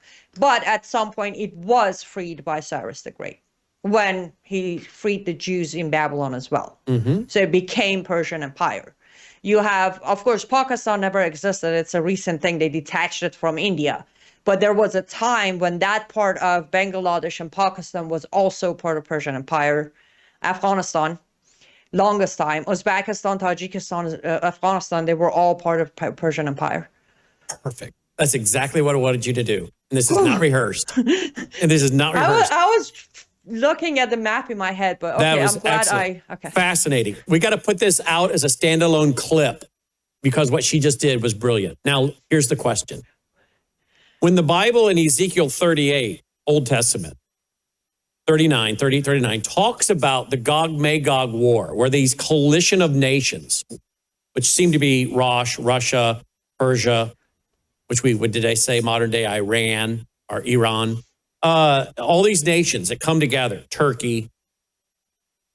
I don't know what you believe based on the history you just shared, but let's say Iran goes free. A lot of Bible prophecy guys are going to be looking at that going, well, that's interesting because at some point, Persia, Iran, has to be involved in this invasion of Israel. Well, if you have them go free and become friendly with Israel, where are we at on the Bible prophecy calendar with that? And my thinking would be, well, how do we know that is the part of the Persia we're talking about? If we go back to what was the map and the table of nations when the Old Testament prophet Ezekiel was writing that book in that chapter, those two chapters, 38, 39, where this is discussed, Gog, Magog, the invasion of that coalition of nations, Gog being the leader, Magog being the coalition, it may not even involve that part of what we call today Iran. It would may involve these other countries that were under that name at that time. Can you help me with that? Yes. So I would say southwest of Iran would definitely not be part of that reason. Elam is where we're talking about. That's Elam, where he's going to put his kingdom, right? Elam is the southwest of Iran. That's not going to be touched. Now, could I think part of Khorasan would be part of it? Yes. And that is, by the way, pronunciation. Have you ISIS K, meaning ISIS Khorasan? That's what I'm talking about. We have Khorasan on Iran, part of the Khorasan in Afghanistan, right? It was later when they drew all the borders with their pens, them being Western countries, Western empires, they split Khorasan into Iran versus Afghanistan. Could that be part of it? Yes, especially because one of the biggest concerns, just for the record, is if Iran is set free, one of the things that's going to happen is certain areas of Iran borders are going to separate themselves into the Islamic neighboring areas. I don't know if it's going to happen or not, but if we want to look at the biblical part of it, that could be how the entire shape of what of Iran will not be part of it. What part will be part of it could be the separation. A lot of people are concerned about that those provinces are going to separate from Iran. But I know for a fact the Elam area will not be. I'll be more than happy by end of the week. I'll be more than happy to do an overlay of today's Iran versus the biblical time of actual lines of Persia and send it to you. Okay, I think so you have an exact perfect. So what you're saying is you could have Iran go free with a very pro-Israel government, and it doesn't disrupt the Gog-Magog scenario at all. It would just be that country doesn't have anything to do with this. The Persia being discussed in Ezekiel are these other lands. I think I found a map. The Persian Empire, 538 to 332 BC. You see where the Caspian Sea is? Right? If you start the border as of it, where it says, there you go, Parthia. You see Parthia? Yep. Right there by the eye of Parthia is where Khorasan separates from P to I, stays inside Iran, from IA goes into Afghanistan. That is the area that very well, even in a free Iran, could play a role, because that is the area that's going to try to stay Muslim. Does that make sense? They have historically always been Muslim. Now you see Elam, where I just said there's no way that area is going to be involved with it. Because we all know he's going to build his kingdom in Elam, right? Are you talking about the Antichrist? No, Christ. Oh, well, you're talking about Christ in Jerusalem. Yes. He'll build it in Jerusalem. In Elam. Okay, hold on. Let me pull up the exact verse I'm referring to, because I actually, though it's one of my favorites, I don't have the numbers.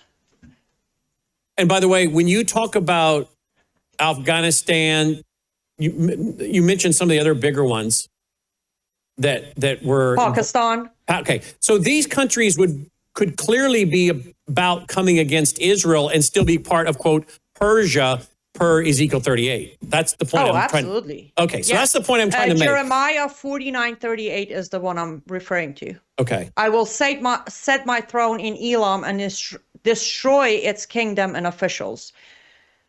That's the one. So, but yes, Pakistan is right below Afghanistan.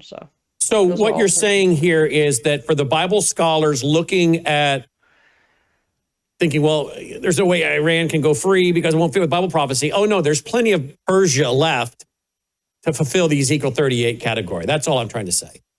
Absolutely. What you see of today's Iran by borders, by the highest time of Persian Empire, estimated by historians, it's less than 1/20th of Persia. Less than 1/20th of Persia. Wow.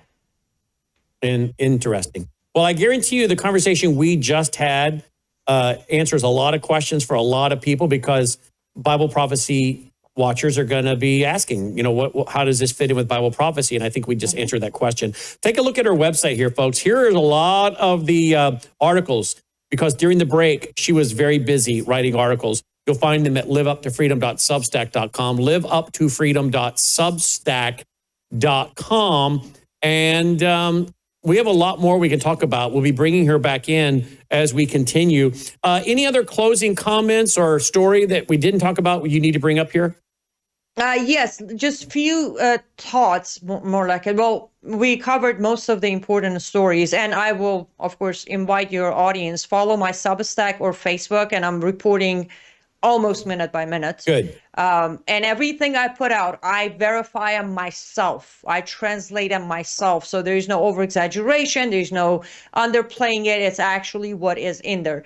But one of the main things is, if you're planning to help people of Iran, of course, number one, pray for them.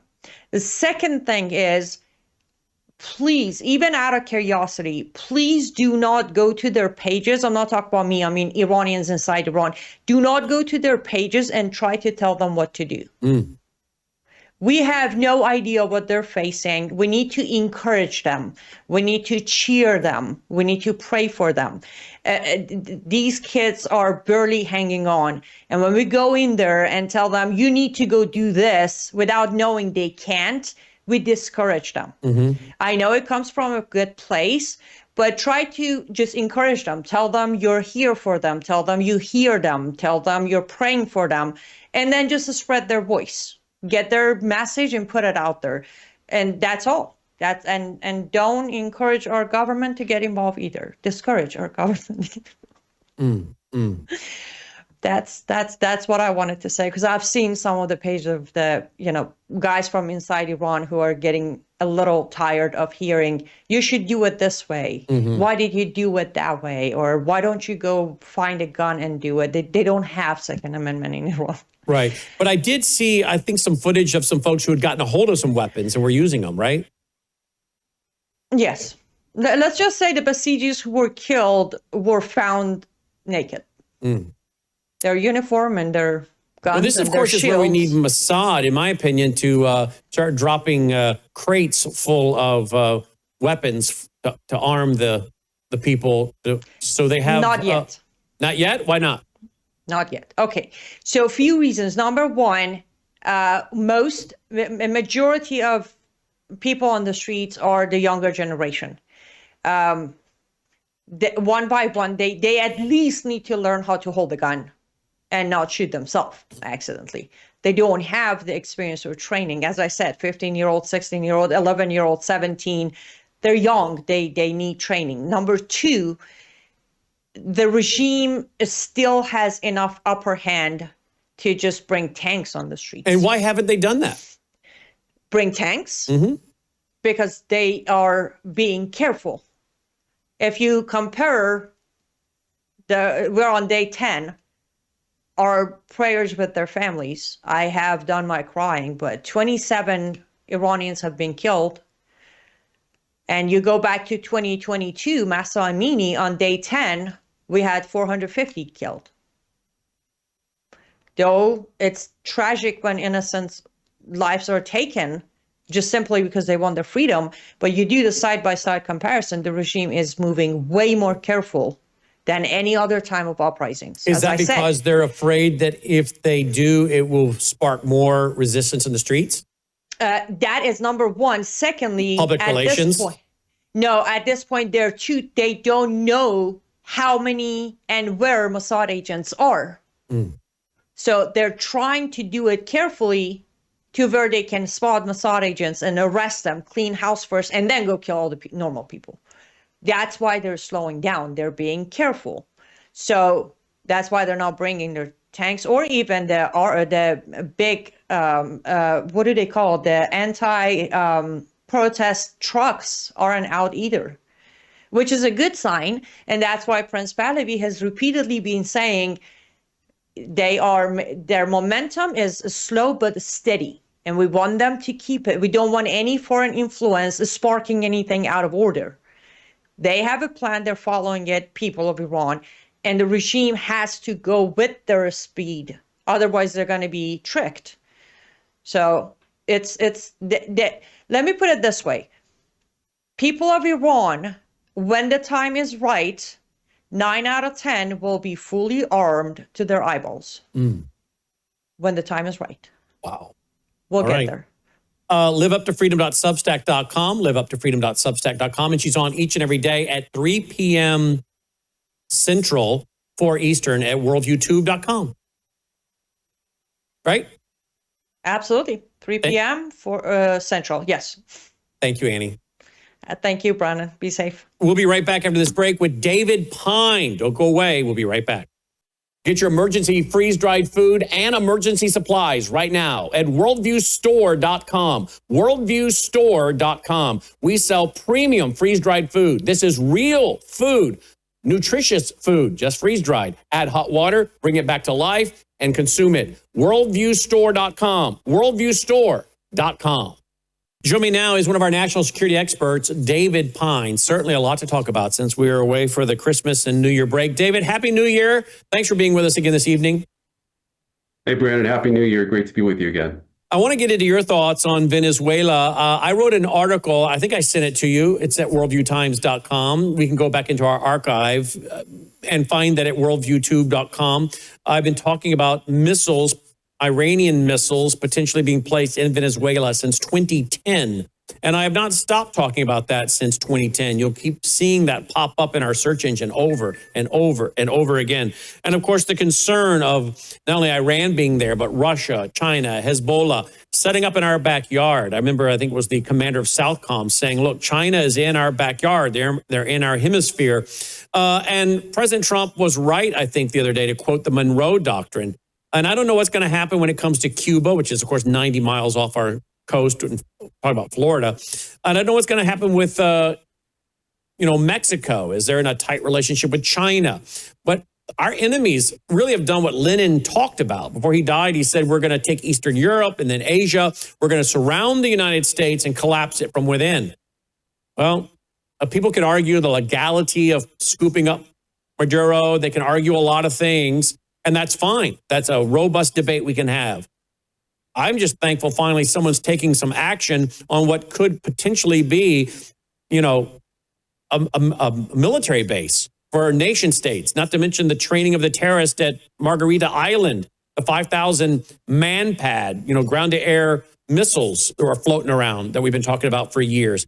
I think there's a lot of reasons to be thankful that some muscle has been flexed. Now, obviously, the gun is still loaded there in Venezuela.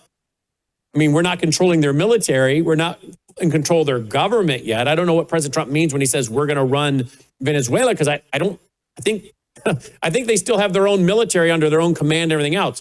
But all that being said, I want to side on thanking President Trump, because I think it makes us safer and it sends a message to our enemies. And I agree with the Monroe Doctrine. What are your thoughts, David? Do you agree with me? Disagree with me? What are your thoughts? I partially agree with you. You and I have both been strong supporters of the Monroe Doctrine of, making the U.S. a kind of a renewed hemispheric superpower. as opposed to, the global policeman of the world. But I think where I differ is, and you pointed this out, is that, the Maduro regime remains fully in control of Venezuela and its military, even with their president behind bars in a New York City prison. So really, this, Trump presented this as a game changer.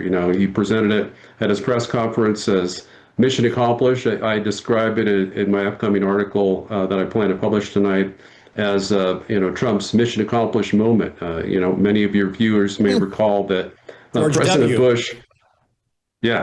George W. Bush gave a speech, saying mission accomplished in May of 2003 on the deck of the, I believe it was the USS Abraham Lincoln, in which he said that, the war was over, essentially. It was just mop-up operations. And of course, those mop-up operations continued another 8 years formally. And of course, we still have 2,500 troops in Iraq, in theory, I guess, fighting the war against ISIS, whatever the remnants of the terrorists that entered Iraq, 22 years ago when we made it a terrorist haven and an Iranian proxy state. So I guess that's the law of unintended consequences there. But clearly this, not much has changed. As Rubio stated in his interview yesterday on Meet the Press, nothing's really changed. The U.S. is using military pressure, including what amounts to an economic blockade that he calls a quarantine, much like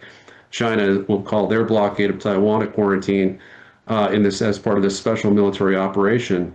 Again, sounding a lot like what Russia said about Ukraine. That's what Fox News is calling it. That we will provide robust military and diplomatic pressure to force Venezuela's new interim president, President Rodriguez, to do our bidding. And one Democrat congressman, Jim Hines, I think, ranking member on the House Intelligence Committee, called this an imperial adventure. And although I strongly support the overall strategic objective of regime change in Venezuela, I don't believe we've achieved that. And so, looking at this military operation, it was a stunningly successful operational military success. But if you look at the strategic level, it's been an exercise in strategic failure to date. That doesn't mean that Trump can't change the game by negotiating a win-win deal with the current communist regime, or he could even invade and accomplish it that way. But currently, this is not a success by any means. In other words, it isn't finished, and that's right. We're still, like I said, we got a loaded gun with Venezuela still. I don't know what's going to happen, but now we hear the talk of Cuba. The Cuba's being queued up is next. We heard that potentially reports, as I put in the Worldview Report tonight, that Maduro's security were Cubans, that Cuba was heavily involved in Venezuela. So again, Secretary of State Rubio is talking about Cuba, and Trump's talking about Cuba. Is this going to be another nation we get involved in? Well, Deputy Undersecretary of State, former Deputy Undersecretary of Defense, Stephen Bryan, wrote an article a couple days ago in which he stated that the estimates were that there were 5,000 to 15,000 Cuban security and intelligence personnel helping to ensure the survival of the communist regime there. So you're absolutely right. And there were, by one account, up to 36 Cubans killed in the raid, of which there were 80 Venezuelan casualties total, both civilian and military. So clearly, Cuba does maintain a strong security presence in Venezuela, and they're continuing to protect the regime. The regime has mobilized following the attack and is actively searching out for any political opposition to kill or imprison. So this, up to now, I think, thus far, again, this has not been a success because the regime is cracking down on, the mostly disorganized political opposition in the country, and the U.S. is not doing anything about it short of its economic quarantine that's blocking all oil shipments. In other words, those who are out in the streets celebrating have just marked themselves, and now the regime is cracking down on those people.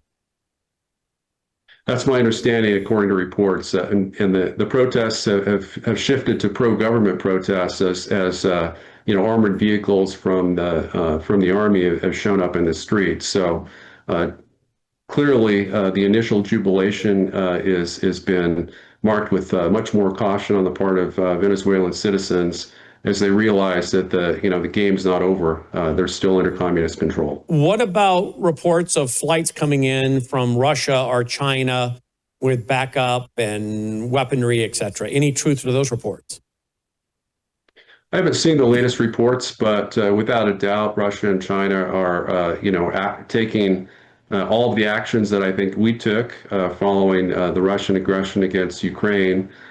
Similarly, with this new U.S. aggression against Venezuela in our own hemisphere, our own backyard, I think that they are likely taking those measures, likely providing arms, likely air defense missiles, different systems, maybe more special forces commandos. We know that there's a colonel general, a Russian 3-star general that's been deployed in charge of a detachment of about 200 special forces that are training Venezuelans, the Venezuelan military and militia commanders in counterinsurgency warfare, in anticipation of a potential U.S. invasion.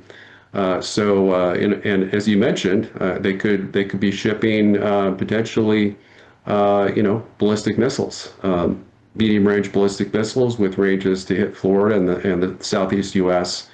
So that's definitely a concern. But the issue here is with this new U.S. aggression attack on Venezuela, it can backfire because it could push the remnants of Maduro regime even more closely into a military alliance with Russia and China, and get them to build up their forces. And potentially we could have another Cuban Missile Crisis on our hands if Venezuela feels that they need to arm the country with nuclear weapons in order to deter future U.S. attacks. So is this any indication, David, of what 2026 is going to be like? Yeah, I mean, you mentioned Trump was interviewed on Air Force One, and I think he mentioned 4 or 5 additional countries that were on his target list, among which were, as you mentioned, were Cuba. He said that he had no intention to invade Cuba, but he wanted to, was considering some kind of maximum pressure campaign on Cuba as well. And clearly, this is part of this is a move against Cuba because Cuba receives the bulk of its oil shipments from Venezuela. That is an economic lifeline for them because of the U.S. embargo. And Mexico, of course, is Marxist-led, and President Sheinbaum there is saying that she'll increase shipments from Mexico, oil shipments. It's possible that the U.S. and the U.S. Navy could expand their quarantine to include Mexico and Colombia as well. I wouldn't put that out of the question, given Trump's penchant for escalation.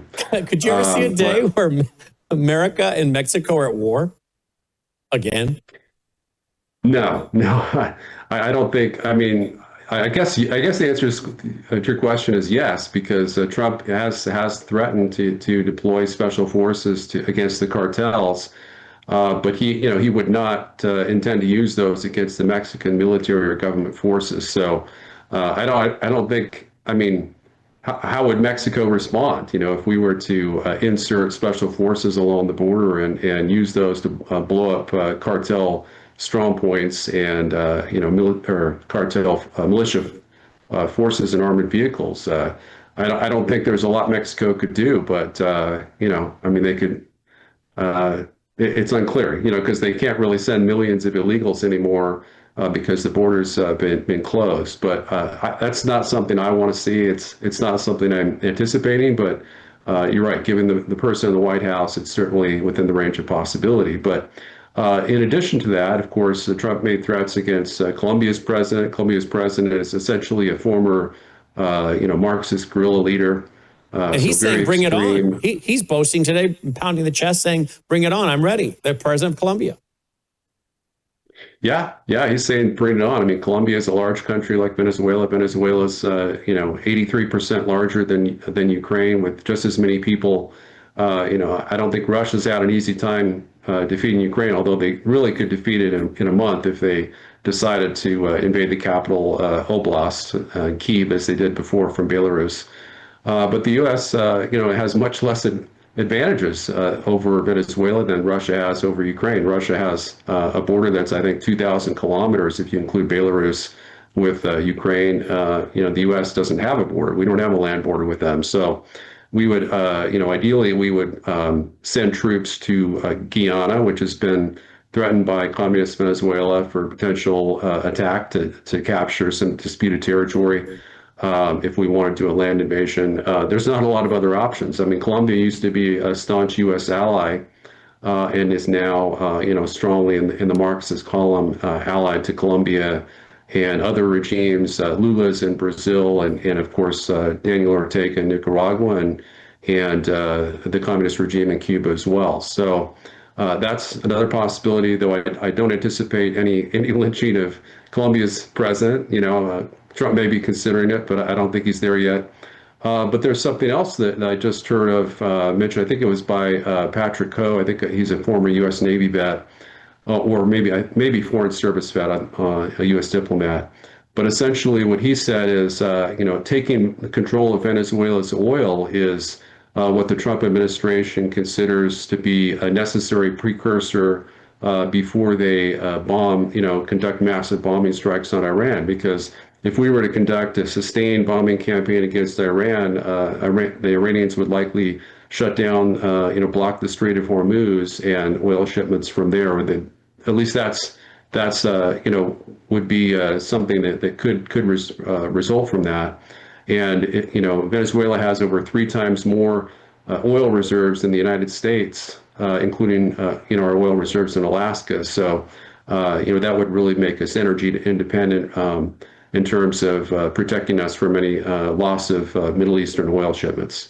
Let's go to Greenland. Here's what the White House put out on their Twitter page, a gaggle with the president aboard Air Force One, January 4th of this year. Here we go. And on Greenland, on Greenland now? Yeah, on Greenland. How did we come up to Greenland? So, do you expect to take an action against Greenland? I don't want to talk about Greenland. Talk about Venezuela, Russia, Ukraine, and we'll worry about Greenland in about 2 months. Let's talk about Greenland in 20 days. On Venezuela, we talked so much about energy. By the way, I will say this about Greenland. We need Greenland from a national security situation. It's so strategic. Right now, Greenland is covered with Russian and Chinese ships all over the place. We need Greenland from the standpoint of national security. And Denmark is not going to be able to do it, I can tell you. What would the justification be, sir? What would the justification to boost up security in Greenland? They added one more dog sled. It's true. Sir, they thought that was a great move. What would the justification be for a claim to Greenland? What would the justification be? I don't want to talk about Greenland now. I just say this. We need Greenland from the standpoint of national security. And the European Union needs us to have it. Wow. What are your thoughts on that? Because I'm hearing from and watching and reading from some national security guys that are saying he's 100% right. Can you explain to the American people why it is Greenland is such a strategic military point? And he says China and Russia are all over that area. Yeah, well, we know Russia is the main Arctic power. The U.S. is an Arctic power. We have Alaska, of course. Canada is an Arctic power. So the Arctic region is becoming a kind of a more serious air region of great power competition. China is now claiming to be a emergent Arctic power. So Greenland is some strategically located territory, and regardless of what Trump says, I mean, the U.S. essentially, dominates Greenland, militarily. We have, a couple of military bases, nothing too sizable, but maybe 10,000 troops up there. But Denmark has offered to allow us to, significantly expand our military presence. We could do that, establish a number of other military bases, and essentially take it over, in terms of, having all our troops there. And the Danes, I don't think they have hardly a military presence there at all. I'm unaware of any military base they have in Greenland because they've outsourced their security for Greenland to us. So essentially, if Trump wanted to take it over, I mean, he could take it over tomorrow very easily. He could storm the Capitol, and the war would be over within a day or two. So of all the different places that Trump has said he wants to take over, I mean, Greenland's the easiest one. Obviously, Canada's conquerable as well, but I don't think we want to go there. I don't think Trump has clearly ruled out military force against Canada. He did not rule out military force against Greenland or against the Panama Canal, of course. And Greenland, of course, is part of Denmark. It's one of what they consider 3 countries within the Danish realm. The other one, I think, being Iceland, which is now an independent country, but kind of within the Danish Commonwealth, essentially, as former part of the Kingdom of Denmark. That'd be a military action that I would strongly support. I don't know if we need to be that brazen about it. I would much rather go the route of a referendum and simply promise every Greenlander citizen $1 million, because I think the population of Greenland is like 55,000. So we'd be looking at 55 million. That'd be a much cheaper price than what Harry Truman offered, which is the equivalent of 1.5 trillion in today's dollars to buy Greenland from Denmark. I think back in 1949. All right, let's go to Russia and Russia and Ukraine. Where are we at with ending that war? Of course, since we went on break, we had some drones go after Putin's private residence. I don't think he was there, but man, talk about kicking this thing up.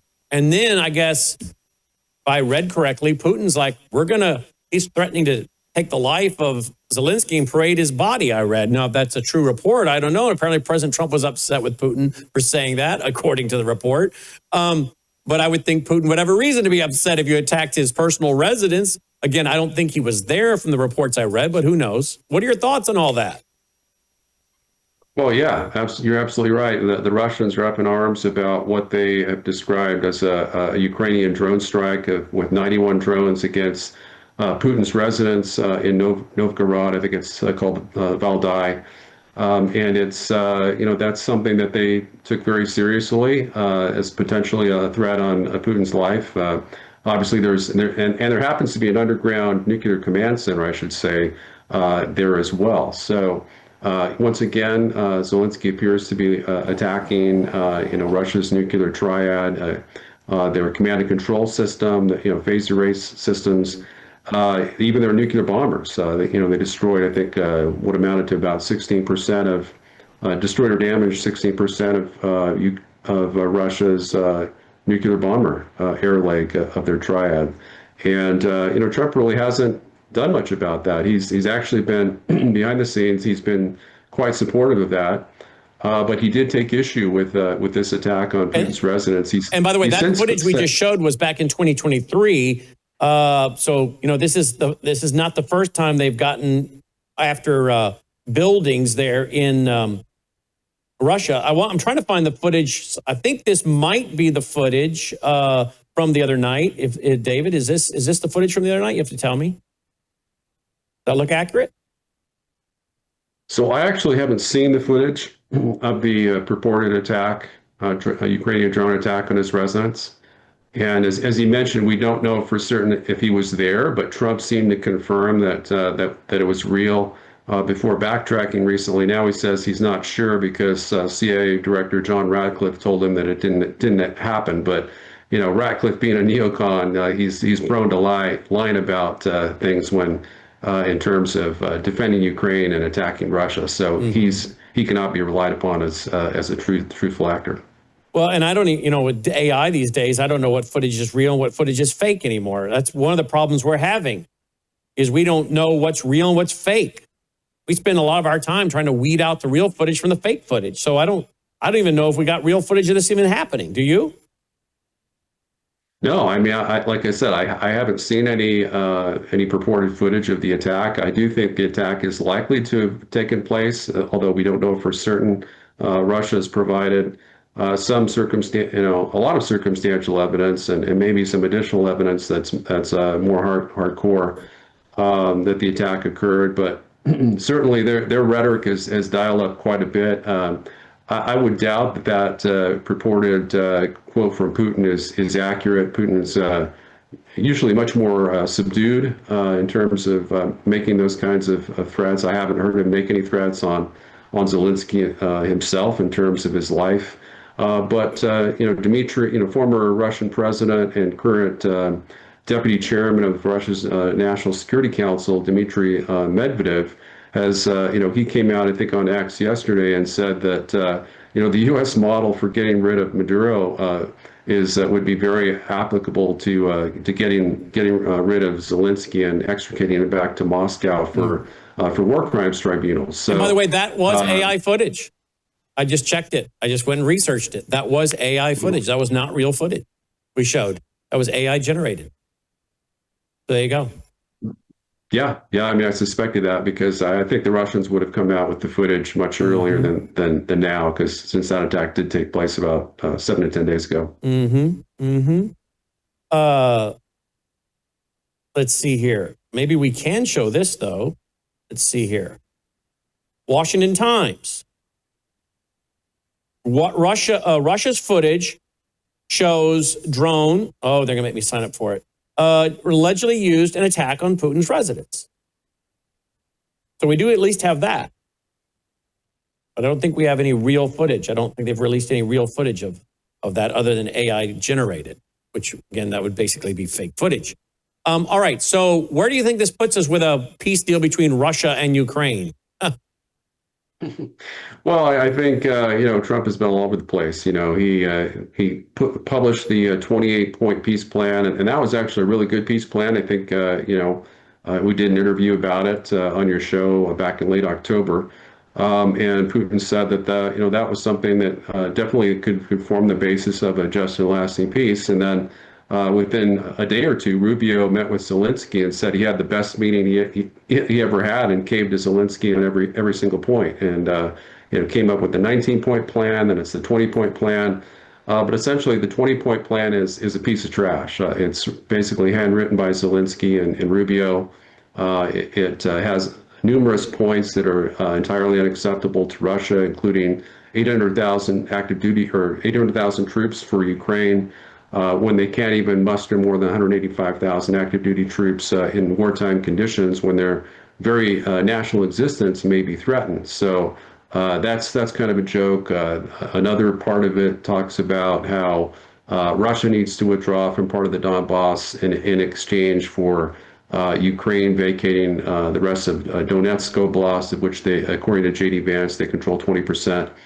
And then, so that's completely unacceptable. Russia has said that they could accept no Russian troops in the Ukrainian controlled part of Donetsk, but would have to be Rosguardia, Russian National Guard forces that would patrol that and control it for Russia. So those are unacceptable. And then, of course, there's the reparations.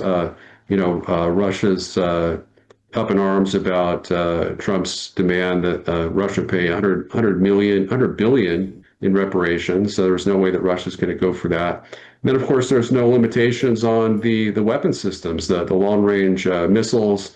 Under the terms of the 20-point peace plan, we could send Tomahawks to Ukraine, and they could actually fire those at any city other than Moscow or St. Petersburg, and we would not consider that a breach of the agreement.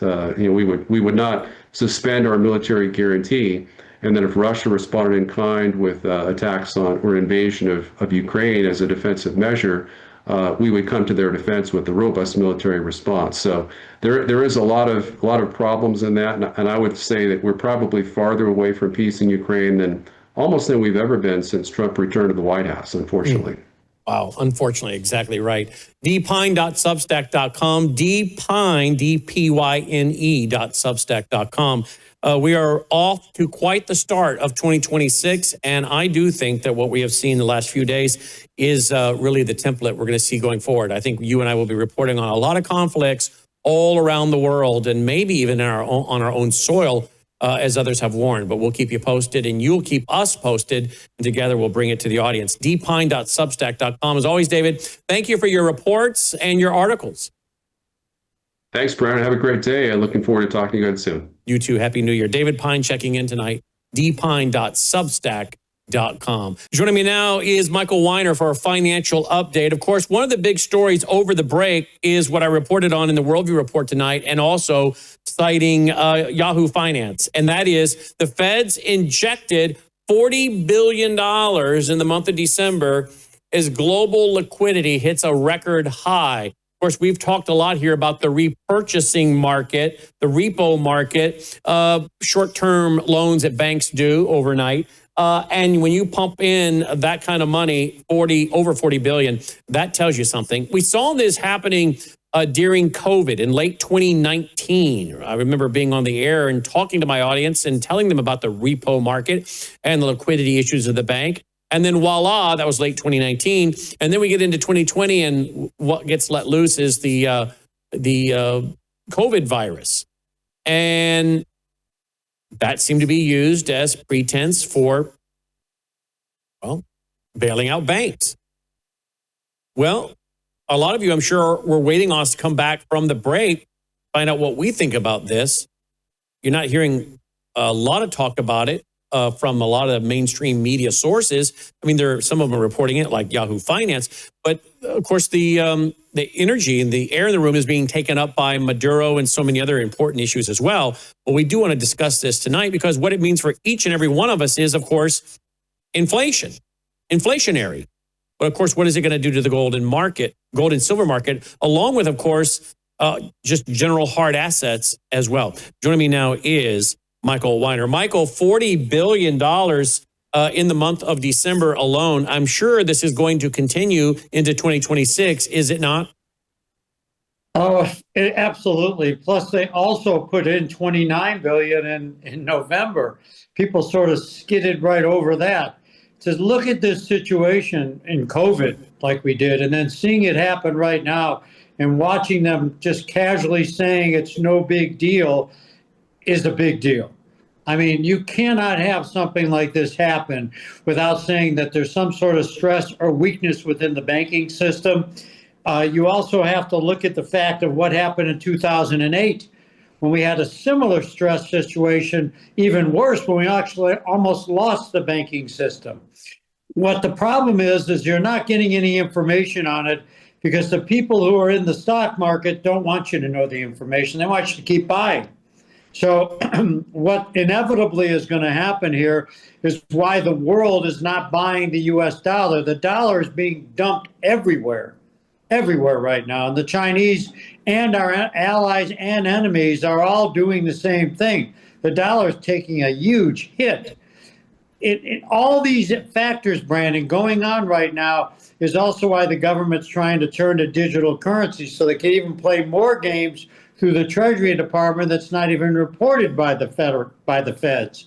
So at this point in time, tangible assets, as some of the smart people mentioned first thing this morning at about 4 a.m. when I was watching the financial and global financial news, they're all saying one simple statement, that tangible assets right now are going to be probably the pillar of strength within the economy. When we have things going on with digital currency, when we have things going on in stability around the world, these factors are going to play in dramatically into what's going on. And banking is weak. They're not going to tell us this.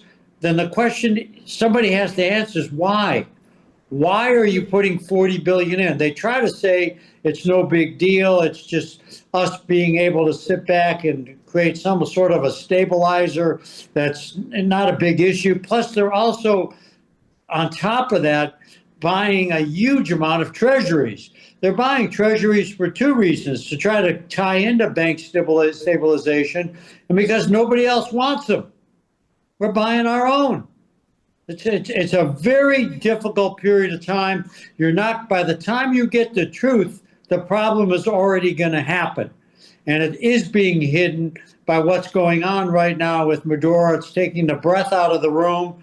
And, we see this type of activities, And we watch what gold is doing today. Been up almost $130. It's up 110. Silver's up $4 or $5, and it's not because it's a temporary phenomenon. It's because gold is a monetary asset. And I keep saying that to people. You got the stock market up 600-700 points, and you have gold still up 110. It's not up because of the market. It's up because of the weakness in our currencies globally. And then you have Yahoo Finance was reporting that silver has a 150% rally and gold 64% gain, cap historic year for precious metals. It looks like a lot of folks are talking about silver, I should say, going to $126 this year, 2026. What do you think? Well, I made my predictions of 120 to 150 earlier when we asked for my annual predictions. And I said gold would hit 4,800 by March, and I believe 56 to 5,800 by year end. And look where we're at. I'm very confident of it. I hope it's not sooner than that, but it's probably going to be 4,800 by the middle part of March. I believe silver will hit 120, maybe 150. You know, one thing when we talk about this, and the people that you will work with, Brandon, it's all about stability and planning and everything from the freeze-dried food and all the other issues that Worldview Weekend makes available for people. It's the same thing we do. We're not just about making money. It's about asset preservation. It's about taking the time to shore up ahead of time, acting versus reacting. And this is going to be a very demonstrative year. And if you don't take action now and you don't get involved and you sit on the sidelines and think everything's going to be okay, some people are going to take a hit when this does happen, and you won't recover the way you think you should. And the problem with the people who take a hit, it's people over 60 who legitimately should not be at risk. I had somebody today who was talking to me about ETFs. When you buy ETFs, you're not buying gold. You're buying a price. You're betting on the price. You're not accomplishing anything. You're speculating. If you want to speculate, just make sure you can afford to what you lose.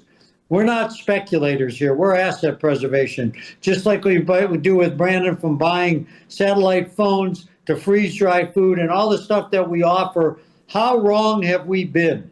How wrong have we been? Can you imagine if people had, I don't give financial advice, I give financial opinion, but can you imagine if people had taken my opinion 10, 15 years ago, 20 years ago, and started buying precious metals just a little bit at a time? Can you imagine how better off they would be now? Absolutely. And that's the stuff we talked about when we used to talk. I mean, Worldview Weekend's always been on the cutting edge of what's going on ahead of time. And here we are. You know, and it's unfortunately, people don't get the news like we offer here elsewhere. And when they do, they get literally committed to it. But the only thing I can say to anybody out there, we're not here to compete with every dime you have, but at the end of the day, these activities that are going on, $38 trillion in debt. And what you want to know another secret? When we talk about the currencies and all these other things, the interest that we pay on our debt is bigger than the income we take in. I mean, it's ridiculous. So if you think that this sooner or later you're not going to pay the piper, you're wrong. That day is coming, and when it does, things will be affected and corrections will happen, and people who plan and adequately to protect and preserve what they have, take action, will be fine. You know, when we talked about gold last year at 2,400, and I said it would be 3,000 by March and then 4,200 by year end, here we are. And I'm saying this right now, but for people who are sitting on estates and planning ahead, it's time to act versus react. It's time to do something, because the government is casually doing things and not saying anything about it to anybody. If it was not important, why don't they tell us? There's no communication. Well, President Trump said it, I think, some time ago. Here, let's play the clip again. Here we go.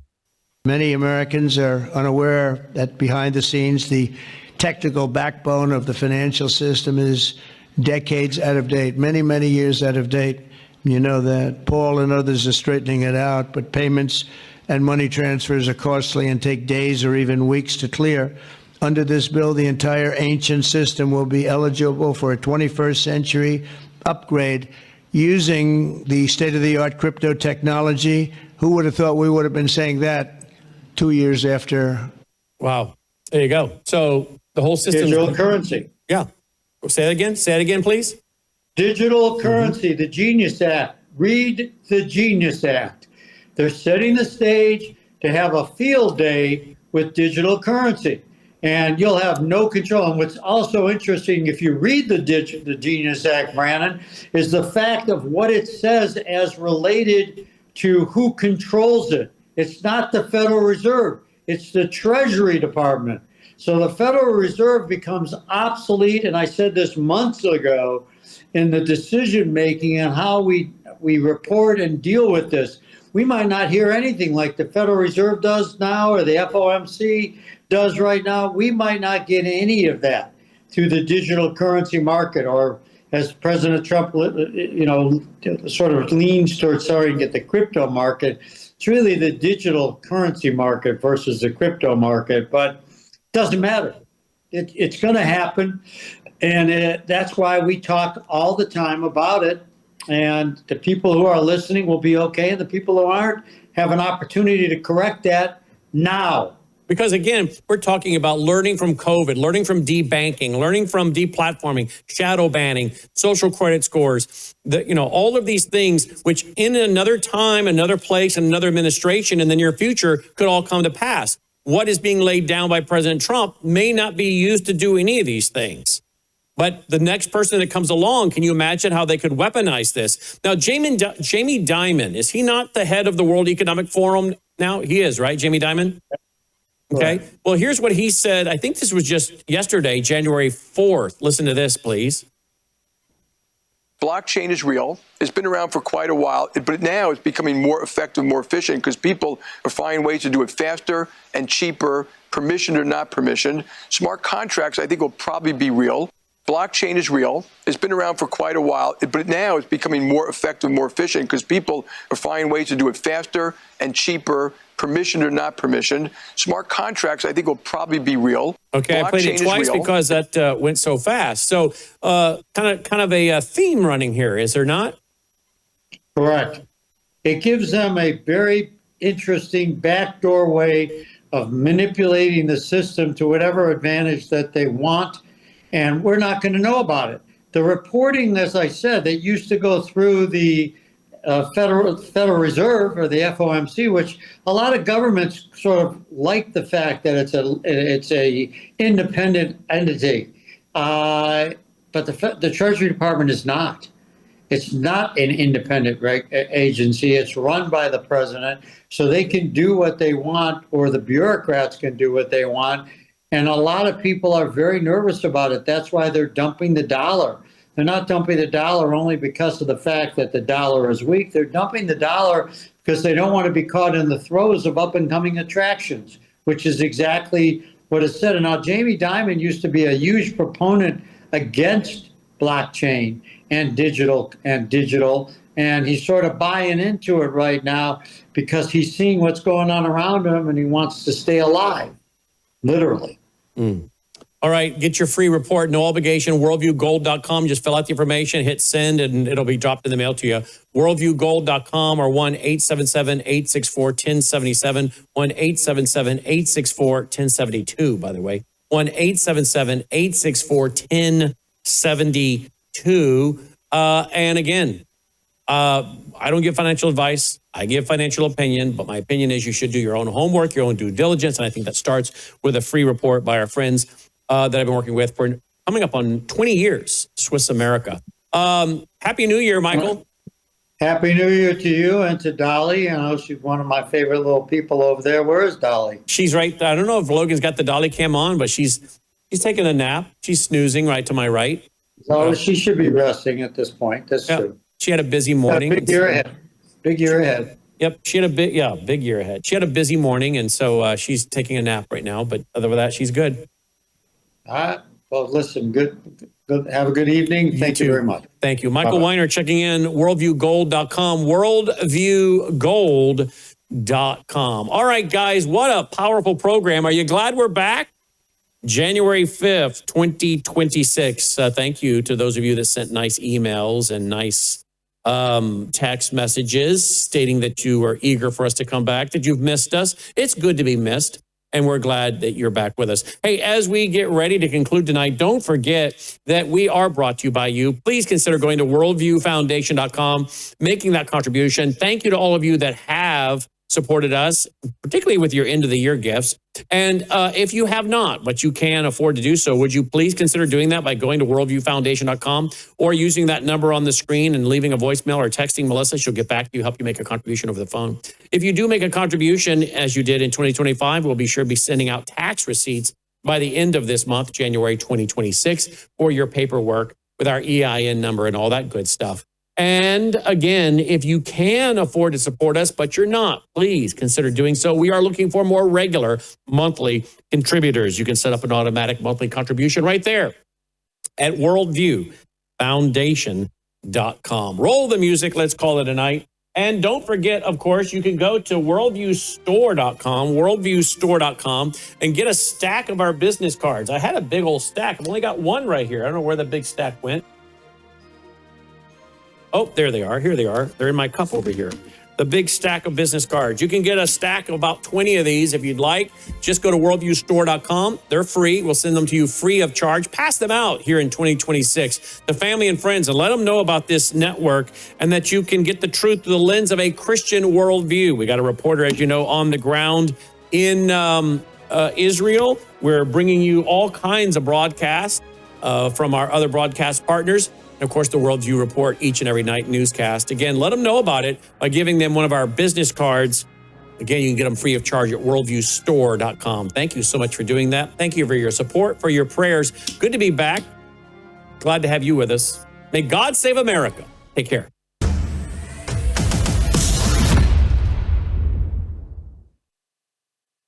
Spiritual values, moral issues, government, economy, education, work, responsibility. What we think about these depends on our worldview.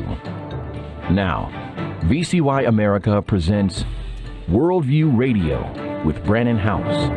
And welcome. Glad you are with us live here on this January 5th, 2026. Happy New Year.